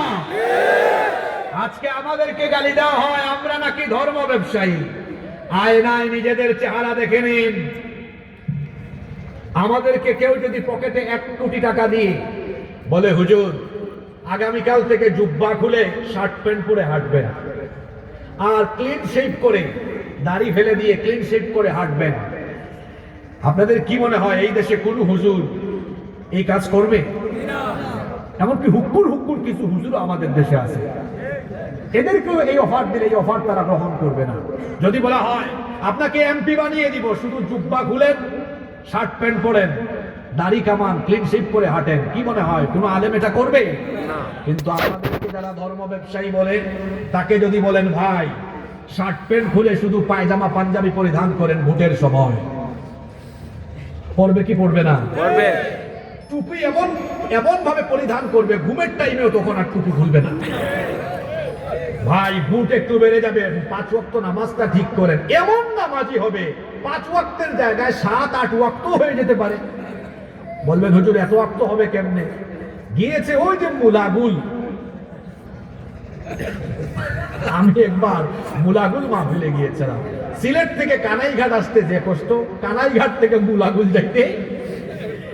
এখন মুলাগুলে গিয়েছে, এশার আজান তো ওখানে আগে হয়, কিন্তু কানাইঘাট পৌরসভাতে এশার আজান আরেকটু পরে হয়। স্বাভাবিকভাবে পৌরসভা এলাকায় দেখবেন এশার নামাজের জামাতটা একটু দেরি করে হয়। এক ক্যান্ডিডেট গিয়েছিল গ্রামে, অজপড়া গ্রামে ক্যানভাস করতে, সেখানে আজান হয়েছে, এশার নামাজ আদায় করেছে। পৌরসভায় আসার পরে দেখে এখানে এখনো আজান হয়েছে। তার সাথে লোকজন বলছে, লিডার এখানে তো আজান হয়ে গিয়েছে, আমরা যে নামাজ এটা বুঝাইতে হবে না, কিন্তু নামাজ তো পড়ে ফেলেছি আমরা। কয় বেটা চুপ থাকো, যাদের অজু আছে ঢুকো, যাদের অজু নাই আবার অজু করো। কয় লিডার একটু আগে না নামাজ আদায় করলাম। চুপ থাক বেটা, এখন ইলেকশনের টাইম, যতবার সুযোগ পাবি ততবার নামাজ পড়বি। আপনাদেরকে হাসানোর জন্য বলছি না, এরকম বাস্তবতা আমার সমাজে, আমার দেশে আছে না নাই? আছে। এরা আবার আলেমদেরকে ধর্ম ব্যবসায়ী বলে, অথচ তারা মাজারে গিয়ে মাজার জিয়ারত করে, টুপি পাঞ্জাবি লাগিয়ে, হিজাব পট্টি পরিধান করে তারা তাদের নির্বাচনী প্রচার প্রচারণা আরম্ভ করবে। ইলেকশন আসলে নামাজ ধরবে, পায়জামা টুপি পরিধান করবে। আলেমদেরকে আবার ধর্ম ব্যবসায়ী বলবে। আলেম ওলামারা সিজনে সিজনে লেবাস পাল্টান না, কথাবার্তার ধরন পাল্টান না, বরং যারা ভোট আর ক্ষমতার আশায় লেবাস পাল্টায়, বক্তৃতার ধরন পাল্টায়, তারাই হলো প্রকৃত ধর্ম ব্যবসায়ী। সম্মানিত ভাইয়েরা, সামান্য ভোট আর ক্ষমতার জন্য আলেম উলামার শান মান খাটো করে কথা বলবেন না। বিগত 17 বছর রাবেয়া বসরি তার কর্মকাণ্ড করে তিনি যে পরিস্থিতিতে পড়েছেন এটা দেখে তারপর শিক্ষা নেন। যারা দেশের আলেমদের শান মান খাটো করে, আলেমদেরকে তুচ্ছ তাচ্ছিল্য করে, আলেম উলামাকে কষ্ট দিয়ে ক্ষমতায় থাকতে চায়, বাংলাদেশের মানুষ দেখেছে জনগণ তাদেরকে উস্কা দিয়ে ক্ষমতার চেয়ার থেকে ফেলে দিয়েছে। সুতরাং আলেম উলামার শান মান খাটো করে খবরদার কোনো কথা বলবেন না। আলেম উলামা হচ্ছেন নবী রাসূলগণের ওয়ারিস। আমরা আলেম উলামাদেরকে সম্মান করব ইনশাআল্লাহ। আমি যেখানে ছিলাম সেখানে ফিরে যাচ্ছি। বলেছিলাম আল্লাহর নবী 3 বছর গোপনে দাওয়াত দিলেন, প্রকাশ্যে দাওয়াত শুরু করার পর গালিগালাজ, তারপর জুলুম নির্যাতন শুরু হলো। 13টা বছর মক্কায় মার খেলেন। কাফেররা চেয়েছিল দ্বীন ইসলামকে নিশ্চিহ্ন করে দিবে, কিন্তু দেখা গেল না। আল্লাহর নবী মক্কা থেকে মদিনায় যাওয়ার পরে সেখানে মদিনার রাষ্ট্র গঠন হলো। এরপর থেকে দেখা গেল পরবর্তীতে সাহাবীদের জামানায় আল্লাহর দ্বীন সেই রোমান পারস্য পর্যন্ত ছড়িয়ে যেতে লাগলো। যেই দ্বীন ইসলামকে দ্বীন বিরোধীরা নিভিয়ে দিতে চেয়েছিল, সেই দ্বীন ইসলাম গোটা পৃথিবীতে ছড়িয়ে গেল। দ্বীন ইসলাম হলো বিজয়ী দিন। এটাকে যারাই নিশ্চিহ্ন করতে চেয়েছে তারাই নিশ্চিহ্ন হয়ে গিয়েছে। সুতরাং আজ কিংবা কাল কিয়ামত অবধি যারা আল্লাহর জমিন থেকে আল্লাহর দ্বীনকে নিশ্চিহ্ন করে দিতে চাইবে, কালের আবর্তনে বিবর্তনে তারাই সমূলে পুষ্টি শুদ্ধা নির্মূল হয়ে যাবে। কারণ এই দ্বীন ইসলামের হেফাজত করার দায়িত্ব যিনি নিয়েছেন, জুড়ে বলেন তিনি কে? আল্লাহ। এই জন্য বলেছি দ্বীন ইসলামের প্রথম বৈশিষ্ট্য এটা রবের দেওয়া দিন। দ্বীন ইসলামের 2 নম্বর বৈশিষ্ট্য এটা সকল নবী রাসূলদের দিন। দ্বীন ইসলামের 3 নম্বর বৈশিষ্ট্য এটা হলো বিজয়ী দিন। এটাকে কেউ পরাজিত করতে পারবে। দ্বীন ইসলামের 4 নম্বর বৈশিষ্ট্য হলো এটা হলো চূড়ান্ত দিন। এই দিনের পরে আর কোনো দিন পৃথিবীতে আসবে না। এই দিন হলো ফাইনাল, এই দিন হলো চূড়ান্ত দিন, এই দিন হলো একেবারে ফাইনাল। এই জন্য বিদায় হজের দিনে আল্লাহ তার নবীর কাছে আয়াত নাযিল করেছিলেন, আল ইয়াউমা আকমালতু লাকুম দীনাকুম ওয়া আতমামতু আলাইকুম নি'মাতি ওয়া রাদিতু লাকুমুল ইসলাম দীনা। চিন্তা করেছেন একদিন শব্দের ব্যাখ্যায় কোরআনের কতগুলো আয়াত। আল্লাহু আকবার। আল ইয়াউমা আকমালতু লাকুম দীনাকুম, আজ আমি তোমাদের জন্য তোমাদের এই দ্বীনকে পরিপূর্ণ করে দিলাম। ওয়া আতমামতু আলাইকুম নি'মাতি, আমার নিয়ামতকে তোমাদের উপরে সম্পূর্ণ করে দিলাম। ওয়া রাদিতু লাকুমুল ইসলাম দীনা, আর আমি রাজি হয়ে খুশি হয়ে ইসলামকে তোমাদের জন্য মনোনীত করে দিলাম। দ্বীন ইসলাম হলো ফাইনাল এবং চূড়ান্ত দিন। এই দিন বাদ দিয়ে যারা অন্য কোনো পথ মত বা আদর্শ গ্রহণ করবে, এরা দুনিয়া এবং আখিরাতে ক্ষতিগ্রস্ত হয়ে যাবে। এজন্য রব্বুল আলামিন কোরআনে কারীমের 3 নম্বর সূরা সূরা আলে ইমরানের 85 নম্বর আয়াতে বলছেন, ওয়া মান ইয়াত্তাবি' গায়রাল ইসলামি دينا فلن يقبل منه وهو في الآخرة من الخاسرين আর যে ব্যক্তি ইসলাম বাদ দিয়ে অন্য কোনো দিন অনুসন্ধান বা তালাশ করবে তার থেকে সেটা গ্রহণ করা হবে না এবং আখিরাতে সে ক্ষতিগ্রস্ত হয়ে যাবে। আল্লাহর নবী বলেছেন, হাদিসটা মুসনাদে আহমদ এবং বাইহাকি শরীফের মধ্যে বর্ণিত হয়েছে। আল্লাহর নবী বলেছেন, ওয়ালাউ কানা মূসা হাইয়ান, এখন যদি মূসা নবীও জীবিত থাকতেন, মা ওয়াসিয়াহু ইল্লা তাবাই, তিনিও তার তাওরাত বাদ দিয়ে আমার অনুসরণ করতেন। খেয়াল করে হাদিসটা শুনেন, আল্লাহর নবী বলেছেন, এখন যদি মূসা নবীও দুনিয়ায় আসতেন, তিনি এখন তাওরাতকে অনুসরণ করতেন না, তিনি আমাকে অনুসরণ করতেন, কুরআন অনুসরণ করতেন। আহারে, মূসা নবীর কথা নবীজি বলে উদাহরণ দিয়েছেন, মূসা নবীও আমার আগমনের পরে আসলে আমার দ্বীন, আমার তরিকা মানতে হতো। আর আপনি উম্মতে মুহাম্মদ দাবি করে কুরআন হাদিসের বাইরে গিয়ে আপনি দেখা যাচ্ছে শয়তান আর তাগুতি আদর্শকে নিজের আদর্শ বানিয়ে আপনি নিজেকে মুসলমান হিসাবে পরিচয় দেন। এরকম করে তো নিজেকে মুসলমান হিসাবে পরিচয় দেওয়া যাবে না। কোরআন সুন্নাহর বাইরে গিয়ে কোনো পথ মত আদর্শের অনুসরণ করবে যারা, দুনিয়া এবং আখিরাতে ক্ষতিগ্রস্ত হয়ে যাবে তারা। কারণ দ্বীন ইসলাম হলো ফাইনাল এবং চূড়ান্ত দিন। নাম্বার 5, দ্বীন ইসলামের 5 নম্বর বৈশিষ্ট্য হলো, এটা হলো সার্বজনীন, এটা হলো বিশ্বজনীন। দ্বীন ইসলাম এটা কোনো আঞ্চলিক দিন নয়, বরং দ্বীন ইসলাম সার্বজনীন, সকলের জন্য, বিশ্বজনীন, গোটা বিশ্বের জন্য। এজন্য রব্বুল আলামিন তার নিজের পরিচয় দিয়েছেন রব্বিল আলামিন, তিনি জগৎ সমূহের প্রতিপালক। আর তিনি এই জগতের জন্য যাকে পাঠিয়েছেন তাকেও বলেছেন রাহমাতাল লিল আলামিন, তিনি হচ্ছেন জগৎ সমূহের রহমত। আর জগৎবাসী বা বিশ্ববাসীর জন্য আল্লাহ যেই কিতাবকে হেদায়েতের কিতাব বানিয়েছেন, সেই কিতাবের পরিচয় আল্লাহ দিয়েছেন ইন হুয়া ইল্লা যিকরুল লিল আলামিন। কি সুন্দর কম্বিনেশন, কি সুন্দর সমন্বয়! রব্বিল আলামিন, রাহমাতাল লিল আলামিন, যিকরুল লিল আলামিন। তিনি হলেন সকল জগতের রব, রাসূল হলেন সকল জগতের রহমত, কোরআন হলো বিশ্ববাসীর জন্য হেদায়াত। সুতরাং দ্বীন ইসলাম হলো সার্বজনীন, দ্বীন ইসলাম বিশ্বজনীন। দ্বীন ইসলাম এটা সকল মানুষের জন্য, বিশ্ববাসীর জন্য। এই দ্বীন ইসলাম যিনি মনোনীত করে দিয়েছেন তিনি কে? নাম্বার 6, দ্বীন ইসলামের 6 নম্বর বৈশিষ্ট্য হলো, এই দ্বীন থেকে কেউ কোনো কিছু কমাতে পারবে না, কেউ কিছু বাড়াতেও পারবে না। এই ক্ষমতা কারো নাই, কারণ দ্বীন ইসলামে যা আছে আল্লাহ পরিপূর্ণ করে দিয়েছেন। এখান থেকে আর কেউ কিছু এক চুল পরিমাণ বাড়াতেও পারবে না, কমিয়ে দেওয়ারও কোনো সুযোগ নাই, কারণ দ্বীন ইসলামের হেফাজতকারী যিনি, জুড়ে বলেন তিনি কে? 7 নম্বর, দ্বীন ইসলামের 7 নম্বর বৈশিষ্ট্য হলো, এটা হচ্ছে পরিপূর্ণ দ্বীন, এটা হচ্ছে পূর্ণাঙ্গ এবং পরিপূর্ণ জীবন বিধান। এজন্য আল্লাহ বলেছেন, আল ইয়াউমা আকমালতু লাকুম দীনাকুম, তোমাদের জন্য এই দ্বীনকে আমি পরিপূর্ণ করে দিলাম। এই জন্য এই দ্বীনের ভেতরে ঢুকলে পুরাটাই ঢুকতে হবে, কিছু ঢুকবেন কিছু ঢুকবেন না এমনটা হতে পারে না। দ্বীন ইসলামে ঢুকলে আপনাকে পুরোটাই ঢুকে যেতে হবে। এজন্য রব্বুল আলামিন কোরআনে কারীমের 2 নম্বর সূরা সূরাতুল বাকারা এর 208 নম্বর আয়াতে বলছেন, ইয়া আইয়ুহাল্লাযীনা আমানু দুখুলু ফিস-সিলমি কাফা ওয়া লা তাত্তাবি'উ খুতুওয়াতিশ শাইতান ইন্নাহু লাকুম আদুউম মুবিন। ইয়া আইয়ুহাল্লাযীনা আমানু, হে ঈমানদারেরা, উদখুলু ফিস-সিলমি কাফা, ইসলামের ভেতরে পরিপূর্ণভাবে, পূর্ণাঙ্গভাবে দাখিল হয়ে যাও। অর্ধেক ঢুকবা আর অর্ধেক বাইরে থাকবে, এমনটা তো হতে পারে না। আমার আপনার সমাজে এমন বহু মুসলমানকে দেখবেন যারা ইসলামের ভেতরে 3 ভাগের 1 ভাগ ঢুকেছে, 2 ভাগ ঢুকে নাই, কিংবা অর্ধেক ঢুকেছে, অর্ধেক ঢুকে নাই।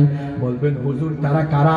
এরা হলো তারা যারা দিন মোতাবেক নামাজ আদায় করে, দিন মোতাবেক সামনে রমজান মাসে রোজাও রাখবে, কিন্তু দেখা যাবে ব্যবসা বাণিজ্য করলে ওজনে কম দিবে, আবার দেখা যাবে সুদও খাবে, ঘুষও খাবে, আবার দেখা যাবে অর্থনীতি, রাজনীতি, কোথাও সে আল্লাহর দ্বীন মানছে না।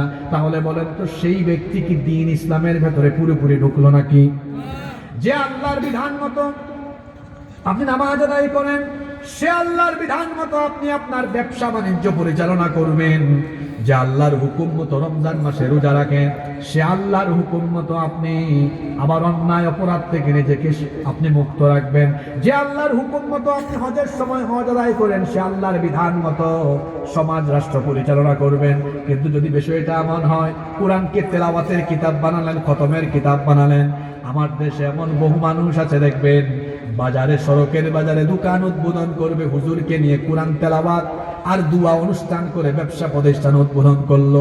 সেই ব্যবসায়ী আবার ব্যবসায় ওজনে কম দিল, খাদ্যে ভেজাল দিল, সুদের টাকা দিয়ে ব্যবসা প্রতিষ্ঠান আরম্ভ করলো। আবার দেখা গেল কোরআন তেলাওয়াত দিয়ে দোকান উদ্বোধন করলো। এই লোক প্রকৃতপক্ষে কোরআনের সাথে তামাশা করলো। পার্লামেন্ট উদ্বোধনের আগে অধিবেশনের প্রারম্ভকালে কোরআন তেলাওয়াত দিয়ে পার্লামেন্টের অধিবেশন আরম্ভ হলো। সেই পার্লামেন্টে আবার কোরআন বিরোধী আইন পাস হয়ে গেল। এইভাবে করে কোরআনকে তেলাওয়াতের জায়গায় রেখে রীতিনীতি বিধিবিধানের ক্ষেত্রে কোরআনকে বাদ দিয়ে নিজেদেরকে যারা মুসলমান হিসাবে পরিচয় দেয়, এরা কিছু ইসলামে ঢুকলেও পরিপূর্ণভাবে ইসলামের ভেতরে ঢুকতে পারে না। ঢুকলে পুরাটাই ঢুকতে হবে, কারণ হলো আল্লাহর দ্বীন ইসলাম পূর্ণাঙ্গ পরিপূর্ণ। এই দ্বীন ইসলাম এমন নয় যে শুধু মসজিদ মাদ্রাসা, এই 7 ওয়াক্তের মসজিদ মাদ্রাসাগুলো কোরআন দিয়ে চলবে, কিন্তু কোরআন দিয়ে সমাজ বা রাষ্ট্র চলবে না। বিষয়টা কি এমন? জোরে বলেন, বিষয়টা কি এমন? যে এই কোরআন দিয়ে আল্লাহর নবী মসজিদে নববীতে নামাজে ইমামতি করেছেন, সেই একই কিতাব কোরআন দিয়ে মদিনার রাষ্ট্রকে তিনি 10 বছর পরিচালনা করেছেন। আজ আমরা কি করলাম? সেই কোরআন এবং দ্বীন ইসলামকে সমাজ রাষ্ট্র পরিচালনা থেকে বাদ দিয়ে ফেললাম। এতে করে কি হয়েছে? আমাদের পরিণতি কি হলো? আমরা তো উন্নত হতে পারলাম না। আমি আপনাদেরকে মৌলিকভাবে আমি আপনাদেরকে 2টা কথা বলি। যদি আল্লাহর দ্বীন আমরা সবাই গ্রহণ করে নেই, রাষ্ট্র ব্যবস্থায় আল্লাহর দ্বীন যদি আমরা গ্রহণ করে নিতে পারি, তাহলে মৌলিকভাবে, আমি মৌলিক কথা বলছি, মৌলিকভাবে আপনারা এই 2টা বেনিফিট পাবেন, এতে কোনো সন্দেহ নাই। 1 নাম্বার হলো, আল্লাহর দ্বীন যখনই গ্রহণ করবেন, বেকারত্ব, দারিদ্রতা চিরতরে কবর হয়ে যাবে। আপনারা বলেন তো, আমার দেশে যুবক তরুণ যারা আছেন, যাদের বয়স 20 বছর থেকে 35 বছর, এই বয়সী তরুণ যুবকদের মধ্যে বেকারত্বের হার কম না বেশি? একটু মনোযোগী হন, এই যে এখন সবচেয়ে জরুরি কথাবার্তা বলছি। যাদের বয়স 20 থেকে 35, এই বয়সী লোকেরা আমাদের দেশে বেকারত্বের সংখ্যা, এদের হার কম না বেশি? অনেক বেশি। এখন আমি যদি বলি বেকারদেরকে আমি ভাতা দিব, তাহলে সিলেটি ভাষায় বলা যায় যে বলদরে আমি আরো বলদ বানাইলাম, ইগু বেকার আরো বেকার বানাইয়া তুইরা। আমি যদি হই তোমারে কার্ড দিব না, বা তোমারে ভাতা দিব না, এই বলদরে আরো কিতা বানাইলাম, বলদ বানাইলাম। ইগুরে তো দরকার আছিল খাম খাজো লাগাইয়া ইগুরে কর্মট বানানি, খাম খররা বানানি না, খাম খররা না বানাইয়া বানাইলাম গীতা ও খরমা বানাইলাম বলদ। আল্লাহর দ্বীন আমরা যদি গ্রহণ করে নেই, আল্লাহর দ্বীনের বিধিবিধান গ্রহণ করলে বেকারত্ব থাকবে না। বেকারত্ব হলো একটা সমাজের জন্য অভিশাপ। যেখানে বেকারত্ব থাকে সেখানে অপরাধ প্রবণতা বাড়ে। কারণ যখন বেকারত্বে ছেলেরা ভুগে, তখন তারা চুরি, ডাকাতি, ছিনতাই, চাঁদাবাজি, টেন্ডারবাজি সহ নানাবিধ অপরাধে তারা জড়িয়ে পড়ে। বেকারত্ব নির্মূলের জন্য আল্লাহ তার কিতাবের ভেতরে এক চমৎকার অর্থনৈতিক মুক্তির ফর্মুলা দিয়েছেন। সেই ফর্মুলার নাম হলো যাকাত। আমার সাথে কথা বলতে হবে, সেই ফর্মুলার নাম কি? কিন্তু আমাদের দেশের লোকেরা যেভাবে যাকাত দেয়, শতকরা 97-98% মুসলমানের যাকাত আদায় আমাদের দেশে হয় না। কারণ তারা যাকাতের নামে শাড়ি লুঙ্গি বিতরণ করে গরিবের সাথে তামাশা করে, কিংবা যাকাতের নামে 200, 400, 500 টাকা দিয়ে গরিবদের সাথে তামাশা করে। এইভাবে যাকাত দিলে, ইসলামী আইন প্রণেতা বা ফকিহগণ বলেন, এইভাবে যাকাত দিলে যাকাতের হক আদায় হয় না। কারণ হলো যাকাতের মতো গুরুত্বপূর্ণ ফরজ বিধান আল্লাহ দিয়েছেন, যাতে করে সমাজের বেকারত্ব, দারিদ্রতা এগুলো যেন সমাজ থেকে রিমুভ হয়, যেন কাজ বা কর্মসংস্থান সৃষ্টি হয়। আমি যাকে যাকাত দিব, তিনি আর আগামী বছর যাকাত খাওয়ার উপযুক্ত থাকতে পারবে না। তাহলে পদ্ধতিটা কেমন? আমার দিকে তাকান, এদিকে তাকান, সবাই সাউকাশ হবে। এই ডায়াসে আমরা প্রায় 15-16 জন ব্যক্তি বসে আছি, জাকাত তো সবার উপরে ফরজ হয় না, যাদের উপর নেশাব পরিমাণ, যাদের কাছে মাল আছে তাদের উপরে জাকাত ফরজ হয়। মনে করেন এই 15 জন লোক থেকে আমাদের 7 জন বা 8 জনের উপরে জাকাত ফরজ। আমাদের এই 8 জনের জাকাতের টাকা আমরা এই টেবিলে রাখলাম, এর পরিমাণ হয়েছে 2 লক্ষ টাকা। জোরে বলেন কত লক্ষ টাকা? এখন এই 2 লক্ষ টাকা আমরা চাইলে এই 7 বাগ এবং আশেপাশের গ্রাম থেকে 400 জন গরিব মানুষ এনে প্রত্যেককে 500 টাকা দিয়ে আমরা 400 মানুষের মধ্যে 2 লক্ষ টাকা বিতরণ করতে পারবো। কিন্তু এই 400 মানুষকে 500 করে যদি আমরা জনপ্রতি দেই, এই 400 জন মানুষ কি ধনী হয়ে যাবে? এক বেলা খাবে, পরের বেলা আবার ওই গরিবই থাকবে। কিন্তু আমরা যদি এই 2 লক্ষ টাকা এভাবে বন্টন করি, এই 7 বাগ গ্রামে কিছুদিন আগে একজন মহিলার স্বামী মারা গিয়েছেন, 2-3টা বাচ্চা আছে। এই বোনকে ডেকে এনে বললাম, বোন আপনার তো পরিবার চলতে কষ্ট হয়, ধরেন আপনাকে একটা সেলাই মেশিন কিনে দিলাম, কাজ কাম করে খান, অথবা উনাকে একটা মুরগির খামার করে দিলেন। আরেকজন ভাই, এই পরিবারটা এত অসচ্ছল, খাইতে পারে না, চলতে পারে না, সেই পরিবারের বড় সন্তান বয়স 20-22 বছর, আমরা বললাম ভাই ধরো তোমাকে একটা অটো রিক্সা কিনে দিলাম, এটা চালাইয়া খাও, অথবা একটা ভ্যান কিনে দিলাম, আরেকজনকে একটা হাঁসের খামার করে দিলাম, আরেকজনকে হালের বলদ কিনে দিলাম, এরকম হতে পারে। তো এই 2 লক্ষ টাকা আমি 400 জন মানুষকে না দিয়ে যদি 3-4 জন মানুষের কর্মসংস্থান বা কাজের ব্যবস্থা করে দেই, এই 3-4 জন ব্যক্তি তারা কি আর আগামী বছর জাকাত খাওয়ার উপযুক্ত থাকবেন? এভাবে জাকাত দিতে হয়। এখন আমার দিকে তাকান, এটা তো আমি দিয়েছি আমাদের এই কানাইঘাট দিয়ে উদাহরণ। আল্লাহ তাআলা জাকাতের মতো গুরুত্বপূর্ণ ফরজ বিধানকে ব্যক্তির সাথে সম্পর্কিত না করে সরাসরি রাষ্ট্র ব্যবস্থা বা সরকারের সাথে সম্পৃক্ত করেছেন। দলিল হলো কোরআনে কারীমের 22 নম্বর সূরা, সূরা হজের 41 নম্বর আয়াত। আল্লাহ বলছেন, আল্লাযীনা ইম্মাক্কান্নাহুম ফিল আরদি আকামুস সালাতা ওয়া আতাউজ যাকাতা ইলা আখিরিল আয়াত। আমি যদি মুমিনদেরকে রাষ্ট্র ক্ষমতা দেই, তাহলে তারা সালাত কায়েম করবে, যাকাত আদায় করবে। এখানে যাকাত আদায় এই দায়িত্ব আল্লাহ কাকে দিয়েছেন? ওতানি ওয়াজ শুনবেন আপনারা। আজকের সারা ওয়াজ মনে রাখতে না পারলেও আমার কোনো অসুবিধা নাই, ওখন দেখছেন হইলাম ওসাই লইয়া বাড়ি যাওয়া দেখো আল্লাহ সূরা হজর 41 নম্বর আয়াত, যাকাত আদায়ের দায়িত্ব আল্লাহ কারে দিছেন? ব্যক্তিরে না রাষ্ট্রে? জুড়ে হুকা খেলে আল্লাহ রাষ্ট্রে দায়িত্বটা দিছেন। এখন আমার ভাই দিছে হুকা এই কারণে দিছেন, যখন যাকাত ব্যক্তি দিব, আদায় করব, তখন মানুষে কম উপকার পাইবা। কিন্তু যখন রাষ্ট্র আদায় হইয়া রাষ্ট্র বন্টন করব, তখন বেশি সংখ্যক মানুষে ফায়দা পাইবা। কিলা ফায়দা পাইবা? মনে করুকা আমরাও 3 জন এখন সরকার, আমার আশীর্বাদ লাগে কইলাম না, বাস্তব উদাহরণ আমার কাছে যেহেতু মাইকের সামনে আমি প্রধানমন্ত্রী, তাই রইলা জাকাত মন্ত্রী, তাই রইলা কর্মসংস্থান মন্ত্রী, ও 3 জনের পদবি এখন খোয়া লাগবো। হৌকা আমি খে প্রধানমন্ত্রী, হৌকা আমি খে প্রধানমন্ত্রী, তাই খে জাকাত মন্ত্রী, তাই খে। ওকে, আমি আমার ক্যাবিনেট লইয়া বইয়া এখন জাকাত মন্ত্রীদের ফিরাম। মাননীয় জাকাত মন্ত্রী, আমরা দেশে 90% মুসলমান আছেন, সুতরাং আপনি 90% মুসলমানের সম্পদের হিসাব সরকারিভাবে হিসাব রক্ষণাবেক্ষণের ব্যবস্থা করুকা। যারা কাছে নেশাব পরিমাণ মাল আছে, বছর শেষে মোবাইলও যাতে মেসেজ যায়, ও তাই মিলে আইসিটি মন্ত্রী ডাক, যোগাযোগ মন্ত্রী, আপনি কিনা মোবাইলও মেসেজ পাঠাইবা, আপনি নিশ্চিত করুকা। এখন মনে করুকা ও আপনারা ওইলা এই দেশের জনগণ, বুঝাইবার লাগে কইরা, কিন্তু আপনারা যারা আসুন আপনারা ওইলা জনগণ। এখন আপনারা যারা উপরে জাকাত ফরজ, ছেলে যোগাযোগ মন্ত্রী পাঠাইছেন মেসেজ, ও আবুল কালাম সাহেব আপনার 13,900 টাকা আইসে জাকাতর সড়কর বাজার অফিসও ওগুন নিয়া আমরা ও ব্যাংক আনায় সরকারি ও অফিসও জমা দেউকা। এখন হোকা চাই সারা দেশে 90% মুসলমান আছেন, যারা উপরে জাকাত ফরজ, তারা যদি আমরা জাকাতটা সরকারি কোষাগারে দেওয়া আরম্ভ করেন, 7 বাকও আগে যারা 8 জনের কাছ থেকে 2 লাখ টাকা হয়েছে, এখন সারা দেশে উঠাতে আরম্ভ করলে এই পরিমাণ কিনা 2 লাখ 3 লাখ থাকবো না, শত শত হাজার কোটি টাকা হইব। মুখে দিয়ে মাত পারন না, শত শত হাজার কোটি টাকা হইব।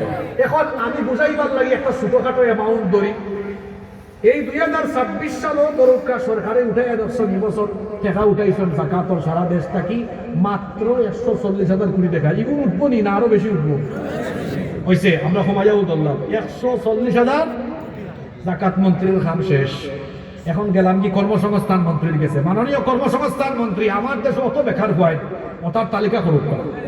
আমরা দেশে বেকারের সংখ্যা কম না বেশি? তাই না আমার এক মাস বাদে রিপোর্ট দিচ্ছেন এই কর্মসংস্থান মন্ত্রী, মাননীয় প্রধানমন্ত্রী, আমি এবছর 70 লক্ষ বেকারের একটা তালিকা আপনার কাছে জমা দিলাম। আপনারা হোক আছেন আমাদের দেশে 70 লক্ষ বেকার আছেন, আরো বহুত বেশি, কিন্তু তাই এবছর আমার এত জমা দিচ্ছেন 100 লক্ষ বেকার। এর মাঝে আমার ওই 7 লাখ খানাইঘাট সড়কের বাজারের কিছু বেকার পয়েন্ট আছে। এখন আমি কর্মসংস্থান মন্ত্রীরে হইলাম, আপনি এখন সারা দেশের বেকার পয়েন্ট ধরে দাফে দাফে টাকা টাকা সারারে একলগে হারাইলে তো টাকা বলো বুঝি আনু কানার বাদে ওই এর মাঝে তাইনও আছে এই ও এই সভা তো কি হবাই আউকা ও নৌকা 2 লাখ টাকা। এই 2 লাখ টাকা নিয়ে অত সুন্দর রোড অনো আপনি পাকুম হইরা বাইক চালাইবা নিনা অবন্দি কোনো আসর খামার মুরগির খামার ছোটখাটো ব্যবসা বাণিজ্য বা কুটির শিল্প নিয়োজিত হইবা। ইকান মনিটরিং করার লাগে আমরা খানাইঘাট উপজেলা সরকারি অডিট অফিসার মনিটরিং করে রাখবা। এইভাবে আমরা টোটাল 70 লক্ষ যুবকরা তো প্রত্যেকের হাতে দিলাম 100 লক্ষ টাকা। অত মাত মারণ না মুখে 100 লক্ষ টাকা। 70 লক্ষ গুণ 2 লক্ষ ভাই সাহেব সমান কত হয়েছে? 140,000 কোটি টাকা। তাইলে এই ফর্মুলাটা কিন্তু আমার নাই, একটু গলার শক্তি, একটু শক্তিরে গলার মাঝখানে না হোক চাই, ফর্মুলাটা আমার না আল্লাহর। ফর্মুলাটা কার? আল্লাহর দেওয়া। এই ফর্মুলা মানলে দেখা যায় মাত্র 1 বছরের ভিতরে রাষ্ট্রীয়ভাবে জাকাত আদায় হয়ে যায়, রাষ্ট্রীয়ভাবে কর্মসংস্থান সৃষ্টির কাম করলে। মাঝে মাঝে আবার অন্য সব মুফতি হয়ে যাবে না যে হুজুরে দেখি সব পয়েন্ট ধরে টাকা দিলাইছেন, জাকাতর খাতর কিটা হয় না শুনলে। ইন্নামাস সাদাকাতু লিল ফুকারাই ওয়াল মাসাকিন ইলা আখিরিল আয়া। জাকাতর যে 8টা খাত তার মাঝে প্রধান 2 খাত প্রাধান্য দেওয়া হয়েছে অসচ্ছল ফকির মিসকিনরে। এখন আমরা যারা দিলাম এরা কিটা কোটিপতি না দরিদ্র? কখনো তো দিলাম যারা বেকার। এখন আল্লাহর দেওয়া এই ফর্মুলায় দেখা যায় 1 বছরে 100 লক্ষ যুবকর কাজের ব্যবস্থা করে দেওয়া যায়। মুখে দিয়ে মাত মারণ না, জোরে হোক 100 লাখ। আল্লাহর দেওয়া এই ফর্মুলারে যদি বাংলাদেশও 5-7 বছর বা 10 বছর এক টানা অব্যাহত রাখা যায়, 10 বছর বাদে বাংলাদেশও আর কোনো গরিব মানুষ আপনারা টুকাইয়া ভাইবানি। ও অতখান বুঝলানি জেলা আওয়াজ দিচ্ছেন, সন্দেহ আছে বুঝাদার পাওয়া যাইব নি? এরা খারা যারা সিলেট আলিয়ার মাঠো রেজিস্ট্রি মাঠক হয়, আমাদেরকে সুযোগ দেন, আমরা ক্ষমতায় গেলে ক্ষুধা মুক্ত দারিদ্রতা মুক্ত বাংলাদেশ গঠন করবো। দেখেছি গো আপনারা সুযোগ পাইলে 5 বছরে নিজের ভেটো বুক মিটে না, আমরা ক্ষুধা কোন সময় মিটাইতাম। 56 বছর ধরে এইরকম বক্তৃতা করে জাতির সঙ্গে আপনারা তামাশা করেছেন, বরং আপনারা নিজেদের ক্ষুধাই মিটাতে পারেন না। আপনারা দেখা যায় দুর্নীতি চুরি ডাকাতি করতে করতে দেশের সম্পদ বিদেশে নিয়ে সম্পদের পাহাড় করেছেন। কেউ আপনারা 56 বছর দেশ স্বাধীন হয়েছে, 56 বছরে আপনারা কেউ ক্ষুধা মুক্ত দারিদ্রতা মুক্ত বাংলাদেশ বানাতে পারেন নাই। কানাইঘাটের মুসলমান গোটা দেশের মানুষকে বলছি, আল্লাহর কালাম হাতে নিয়ে দায়িত্ব নিয়ে বলছি, আমাদের হাতে দায়িত্ব দিয়ে দেখেন 10 বছরে আল্লাহর দেওয়া কোরআনের ফর্মুলা দিয়ে বাংলাদেশে দারিদ্রতার কবর দিয়ে বেকার মুক্ত বাংলাদেশ গঠন করে ফেলবো।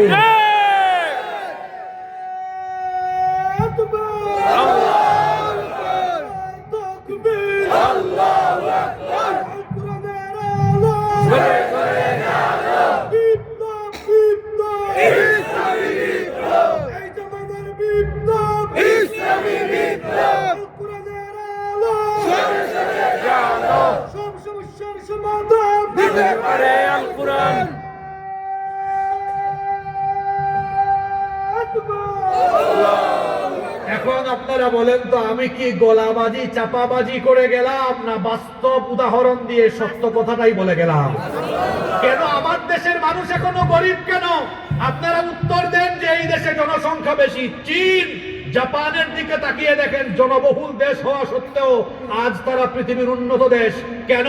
কারণ তারা জনসম্পদকে মানব সম্পদে রূপান্তর করেছে।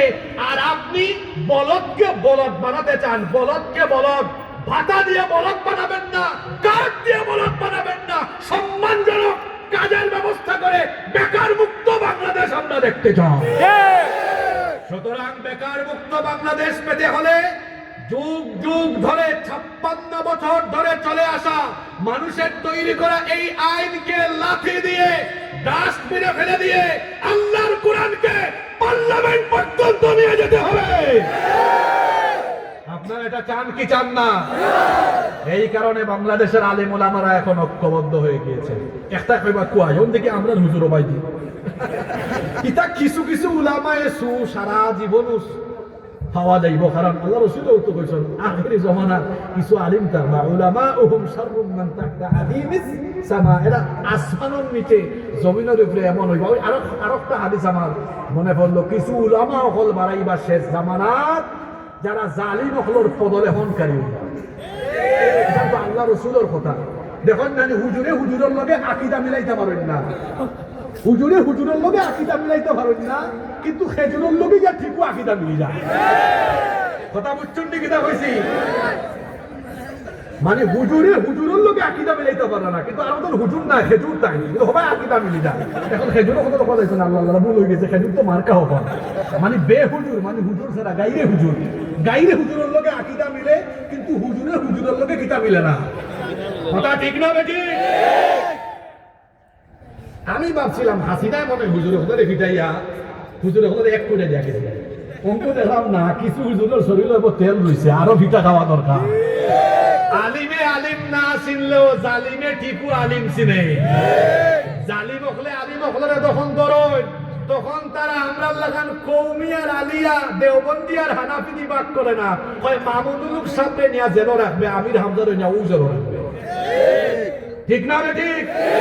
সুতরাং গুল টুপি লম্বা টুপি, কে কৌমি, কে আলিয়া, কে হানাফি, কে দেওবন্দি, কে কোন দল আমরা করি সেটা দেখার কোনো সময় নাই। যারাই আল্লাহর দ্বীনকে মহব্বত করি, উখুওয়াতকে ধারণ করে আল্লাহর জমিনে আল্লাহর দ্বীন কায়েমের জন্য সীসা ঢালা প্রাচীরের মতো আমরা ঐক্যবদ্ধ হয়ে যাব। সম্মানিত কানাইঘাটবাসী, বেকার মুক্ত একটি সমাজ প্রতিষ্ঠার জন্য মানুষের আইন উত্তম না আল্লাহর আইন উত্তম? তাহলে আমরা রাষ্ট্র পরিচালনায় আল্লাহর আইন চাই কি চাই না? আমি বলেছিলাম মৌলিক দুইটা কথা বলে আমি আখেরি দিকে যাব। আল্লাহর এই দিন যদি প্রতিষ্ঠা হয় তাহলে ন্যায় বিচার সুপ্রতিষ্ঠিত হবে, কোনো অবিচার থাকবে না, জুলুম থাকবে না। মানুষের তৈরি করা আইন নিয়ে যে সমাজে বিচার হয় সেখানে কখনো সুবিচার কায়েম হয় না।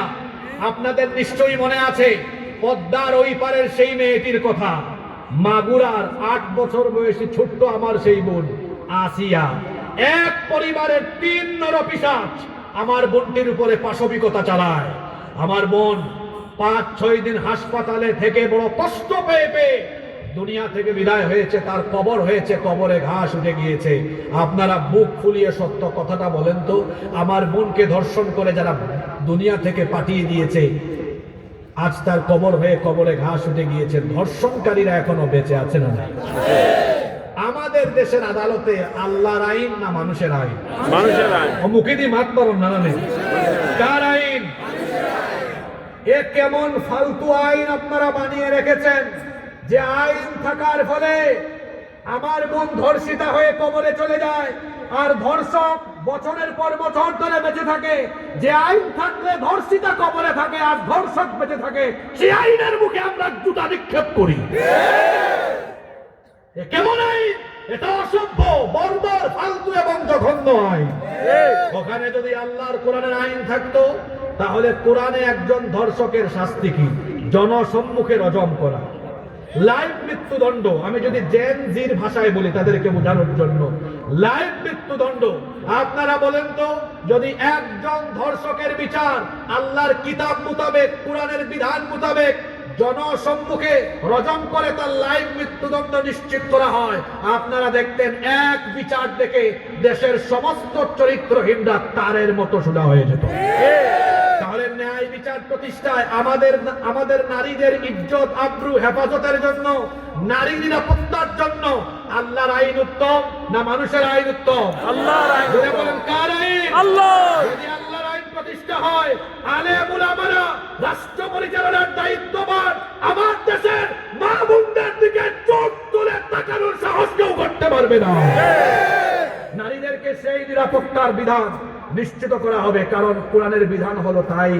আমার মা বোনরা নির্বিঘ্নে রাস্তাঘাটে, কলেজে, বিশ্ববিদ্যালয়ে, শিক্ষা প্রতিষ্ঠানে, বাজারে ঘাটে চলাফেরা করবে।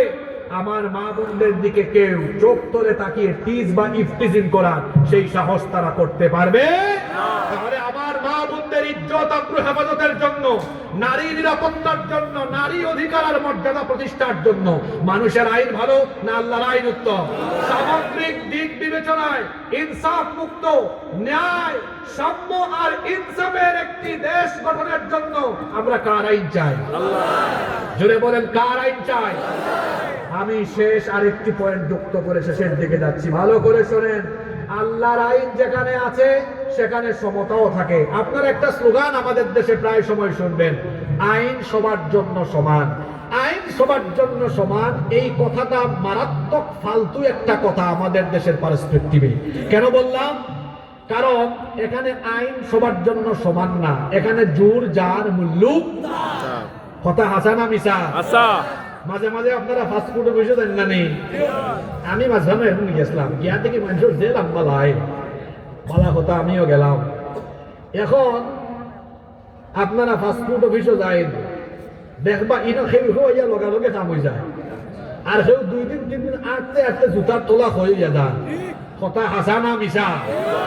ফাস্টফুডও নিজের নাম বা নিজের বাপমার নামও বেড়াছাড়া লাগিয়েছে, অথবা এনআইডি কার্ডও নাম বা বাহমান নামও বেড়াছাড়া লাগছে, বাদে নির্বাচন অফিসও আর ইউনিয়ন অফিসও দৌড়াইতে দৌড়াইতে হার্ট দুর্বল হয়ে যায়। ও ওটা সমস্যা করছে, ফাস্টফুডের নামও বেড়াছাড়া লাগছে, এনআইডি কার্ডও বেড়াছাড়া লাগিয়া মাসের পর মাস, বছরের পর বছর দৌড়াদৌড়ি করছেন। কথা রুগী খেয়ে আছেন আত্মরূপ, আপনার লোকে আমিও আছি, আমারও একবার বেড়া লাগিয়ে গেছি। আচ্ছা, কতবার আওয়াজ করা লাগছে মনে আছে তো আপনারা? আতলা মাউকা।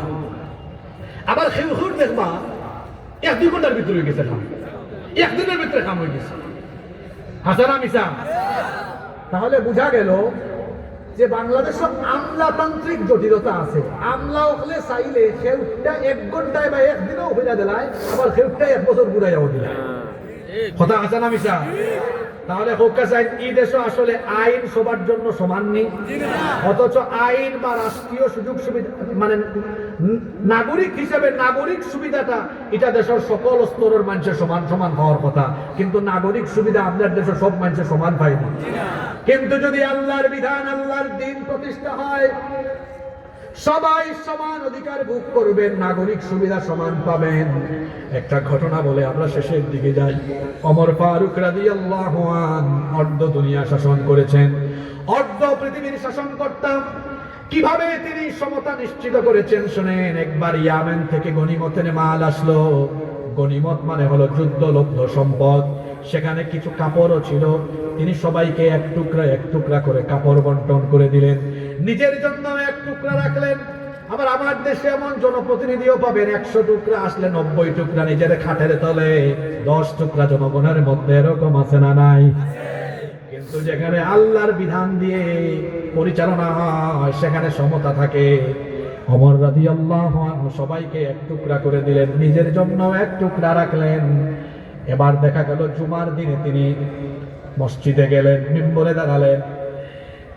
তখন হঠাৎ করে একজন মুসল্লি দাঁড়িয়ে বললেন, আমিরুল মুমিনিন, আজ আপনার খুতবা ততক্ষণ পর্যন্ত শুনব না যতক্ষণ না আপনি বলেন যে আপনার গায়ে যে জুব্বা, এই জুব্বা তো আপনি 2 টুকরা কাপড় জোড়া দিয়ে বানিয়েছেন। যতক্ষণ না বলবেন 2 টুকরা কোথায় পেয়েছেন, কারণ আমরা সবাই পেয়েছি 1 টুকরা, আপনি 2 টুকরা পেলেন কেমনে, এটার জবাব আগে দেন।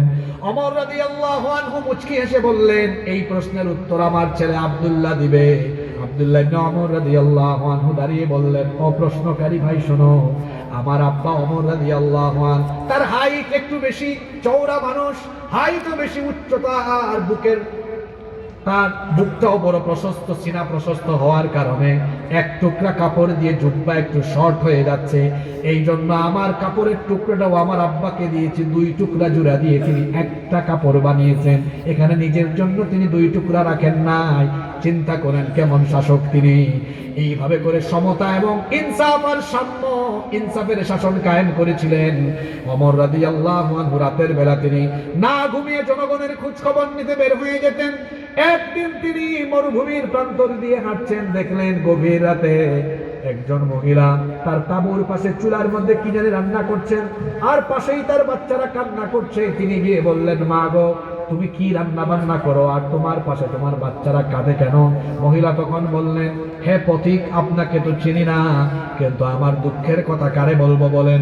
কয়েকদিন ধরে আমার বাচ্চারা ক্ষুধার্ত অবস্থায় আছে, কোনো খাবার নাই, শুধু কান্না করে ক্ষুধার যন্ত্রণায়, এই জন্য আমার বাচ্চারা কান্না করছে। তিনি বললেন, তাহলে চুলায় তো রান্না করতেছো, তাড়াতাড়ি তাদেরকে খাবার দিচ্ছ না কেন? মহিলা বললেন, চুলায় কোনো খাবার রান্না করছি না, আমার বাচ্চাদের ক্ষুধার যন্ত্রণার কারণে চুলার মধ্যে আগুন ধরিয়ে পাতিলের মধ্যে গরম পানি দিয়ে সেখানে কিছু পাথর দিয়ে পাথর নাড়াচাড়া করছি, যাতে করে বাচ্চারা সান্ত্বনা পেয়ে কান্না করতে করতে একটা সময় ঘুমিয়ে যায়।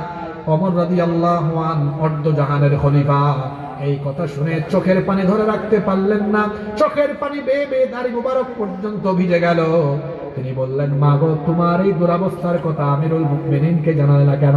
মহিলা বললেন, আমিরুল মুমিনিনকে জানাতে চেয়েছিলাম, ভিড়ের কারণে তার পর্যন্ত পৌঁছাতেই পারি নাই, কিন্তু তার কি দায়িত্ব নাই?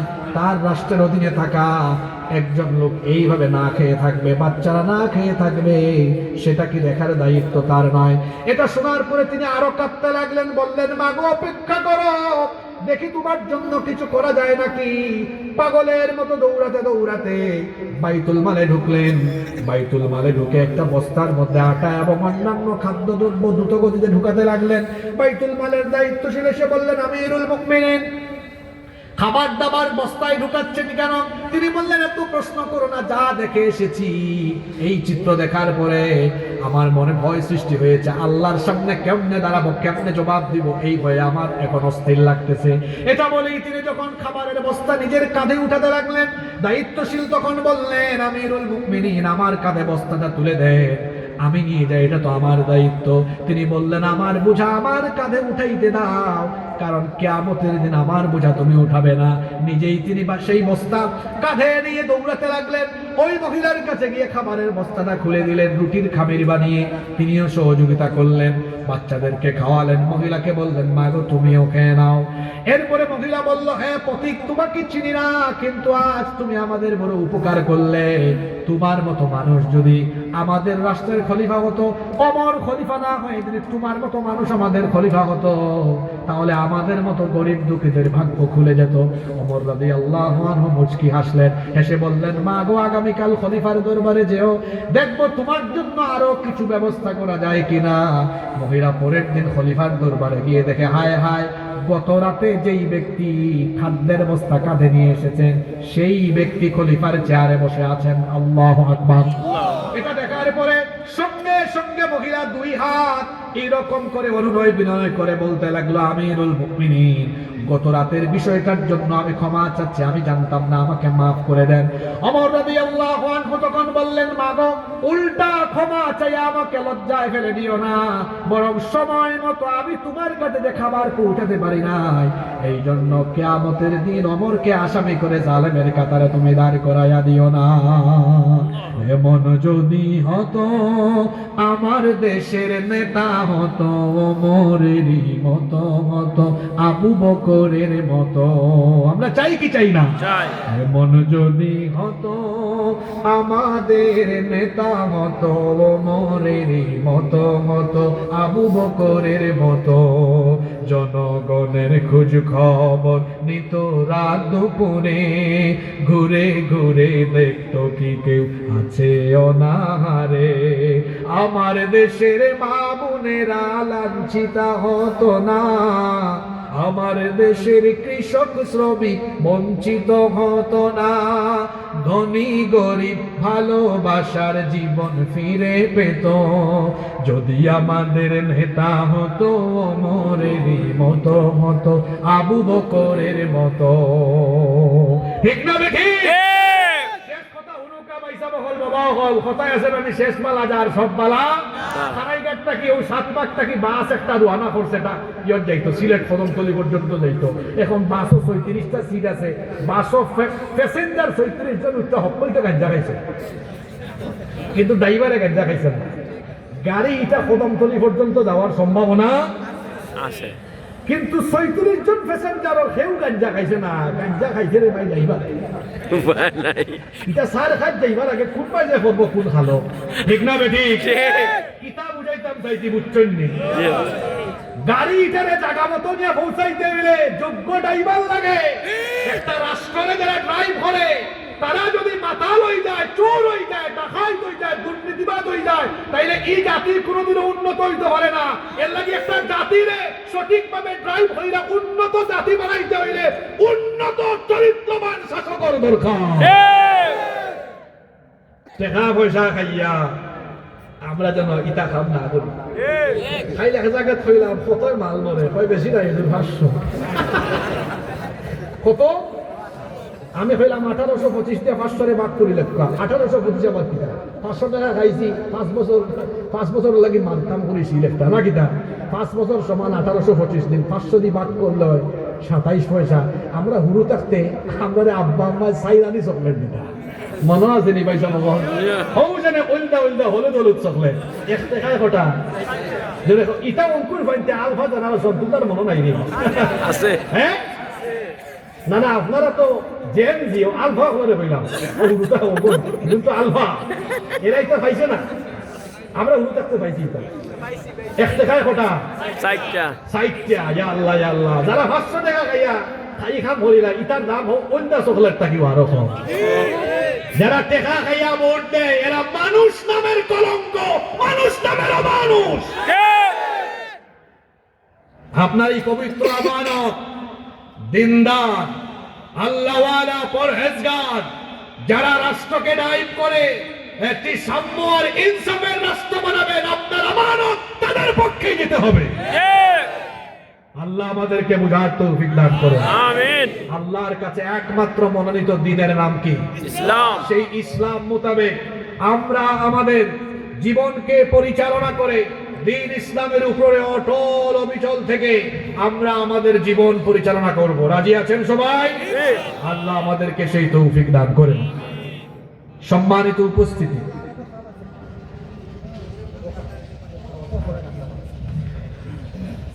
আচ্ছা মাহফিলের অধিবেশন মনে হয় শেষের দিকে। আমি তো কোনোদিন এগুলা মানে বলতে পারি না, এই যোগ্যতা আমার নাই। তারপরেও যেহেতু ওনারা বলেছেন আগামী বছরের মাহফিলের জন্য মাইক প্যান্ডেল প্রচারের কালেকশন। আচ্ছা মাইক প্যান্ডেল আপনাদের এলাকায় তো পয়সাওয়ালা মানুষ, আপনারা দিয়ে দেন, আমাকেও কষ্ট দিয়েন না। সেই চট্টগ্রাম যাবো, আমার আজকে সফর শেষ, সিলেট সফর শেষ, আমি চলে যাচ্ছি।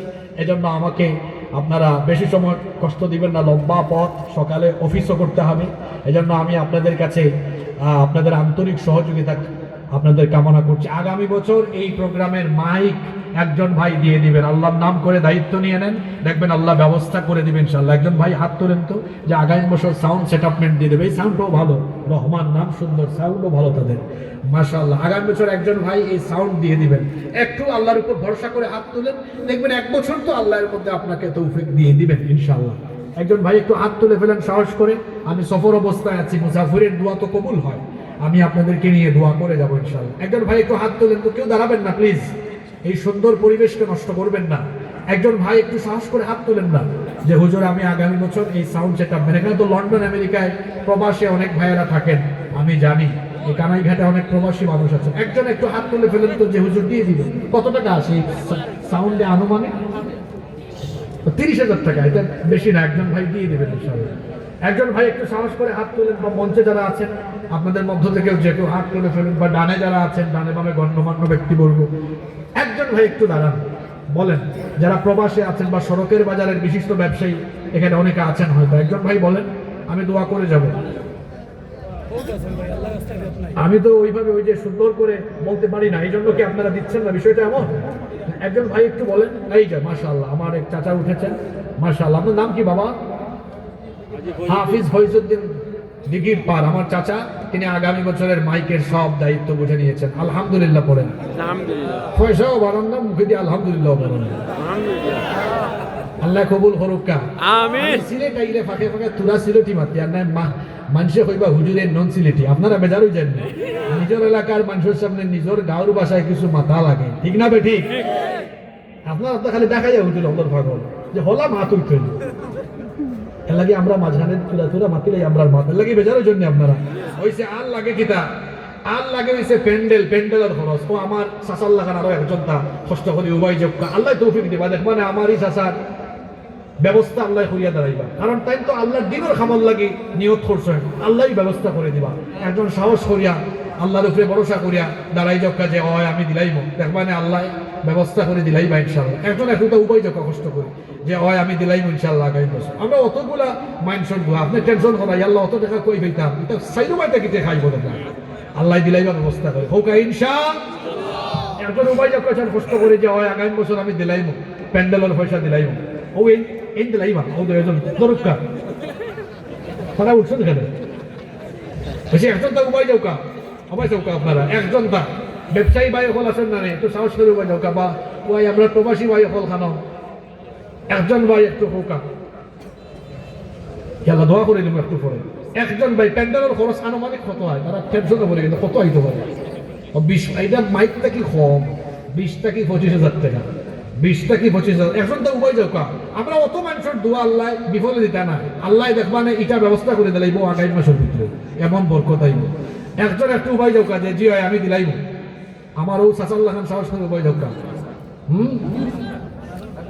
মাশাআল্লাহ মাস্টার হারুনুর রশিদ সাহেব মানে মাস হাজির খাম বাড়ি আল্লাহ আল্লাহ আল্লাহ কবুল করুক আলহামদুলিল্লাহ খোকা আল্লাহ তার এই দান রে এই সৎকারে আল্লাহ কবুল করতা খোকা আমিন অত হয়ে গেছে মাইক হয়ে গেছে প্যান্ডেল হয়ে গেছে আলহামদুলিল্লাহ খোকা এই মাদ্রাসার বর্তমান সভাপতি জননেতা হাফেজ আনোয়ার হোসেন খান সাহেবের জন্য আপনারা দোয়া করবেন আল্লাহ ওনাকে শারীরিক সুস্থতা দান করেন এবং আল্লাহ তাআলা জনগণের খেদমতের জন্য আল্লাহ তাকে দীর্ঘ হায়াত দিয়ে বাঁচিয়ে রাখেন এখানে বহু উলামা হযরত আছেন এখানে বহু বড় বড় আলেমরা বসে আছেন এত এত উলামা মাশায়েখ এই মাহফিলে এসেছেন আল্লাহ সকল উলামা হযরতদের হায়াতে বারাকা দান করেন আমরা বলি আমিন আমার জন্য আপনারা দোয়া করবেন আমি আপনাদের সন্তান আপনারা আপনাদের দোয়ায় আমাকে শামিল রাখবেন সুবহানাকা আল্লাহুম্মা ওয়া বিহামদিকা আশহাদু আল লা ইলাহা ইল্লা আনতা আস্তাগফিরুকা ওয়া আতুবু ইলাইক দোয়া আমি করতাম না আমি মুখতাসার দোয়া করি না আল্লাহুম্মা আমিন আলহামদুলিল্লাহি রাব্বিল আলামিন والصلاة والسلام على أشرف الأنبياء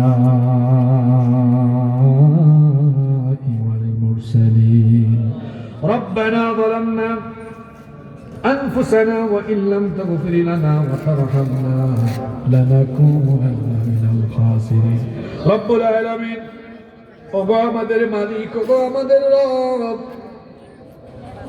গভীর রাত অবধি আমরা তোমার কালাম থেকে আলোচনা করলাম শুনলাম আল্লাহ আমরা যারা হাত তুলেছি জীবনে কম বেশি সবাই আমরা গুনাহ করে ফেলেছি রব্বুল আলামিন আমাদের গুনার দিকে না তাকিয়ে তোমার রহমতের দিকে দৃষ্টিপাত করে তোমার গফফার নামের খাতিরে আমাদের জীবনের ছোট বড় জানা অজানা যত গুনাহ আছে দয়া করে সব গুনাহ তুমি মাফ করে দাও রব্বুল আলামিন আমাদের স্ত্রী সন্তান পরিবার পরিজন সবাইকে মাফ করে দাও আমাদের স্ত্রী সন্তানদেরকে আমাদের জন্য চক্ষু শীতলকারী বানিয়ে দাও রব্বানা হাব লানা মিন আজওয়াজিনা ওয়া যুররিয়াতিনা কুররাতা আয়ুনিন ওয়াজআলনা লিল মুত্তাকিনা ইমামা রব্বুল আলামিন আমাদের কলিজার টুকরা বাবা মাকে তুমি মাফ করে দাও আল্লাহ আমাদের যাদের বাবা মা আমাদেরকে এতিম বানিয়ে অন্ধকার কবরের বাসিন্দা হয়েছেন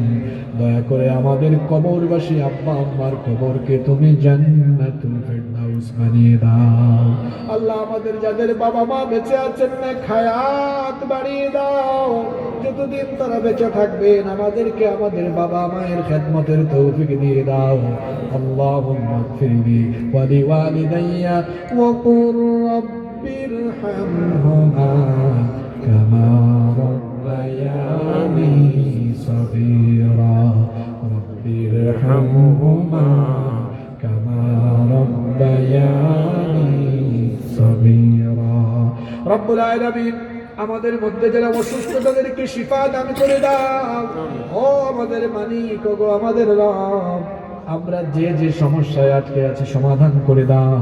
আমাদের মধ্যে যারা ঋণগ্রস্ত আছেন ঋণ পরিশোধের তৌফিক দিয়ে দাও রব্বুল আলামিন। আমার সাথে যারা হাত তুলে আমিন আমিন বলছেন সকলের দিলের নেক বাসনা তুমি পূরণ করে দাও। আল্লাহ আমাদের সাথে বহু উলামা মাশায়েখ হাত তুলেছেন, আল্লাহ আলেমদের ইজ্জত সম্মান বাড়িয়ে দাও রব্বুল আলামিন। আমাদের দেশের আলেম উলামাদের মধ্যে পারস্পরিক হৃদ্যতার বন্ধনকে আরো মজবুত করে দাও রব্বুল আলামিন। দ্বীন কায়েমের জন্য আমাদেরকে ঐক্যবদ্ধ বানিয়ে দাও রব্বুল আলামিন।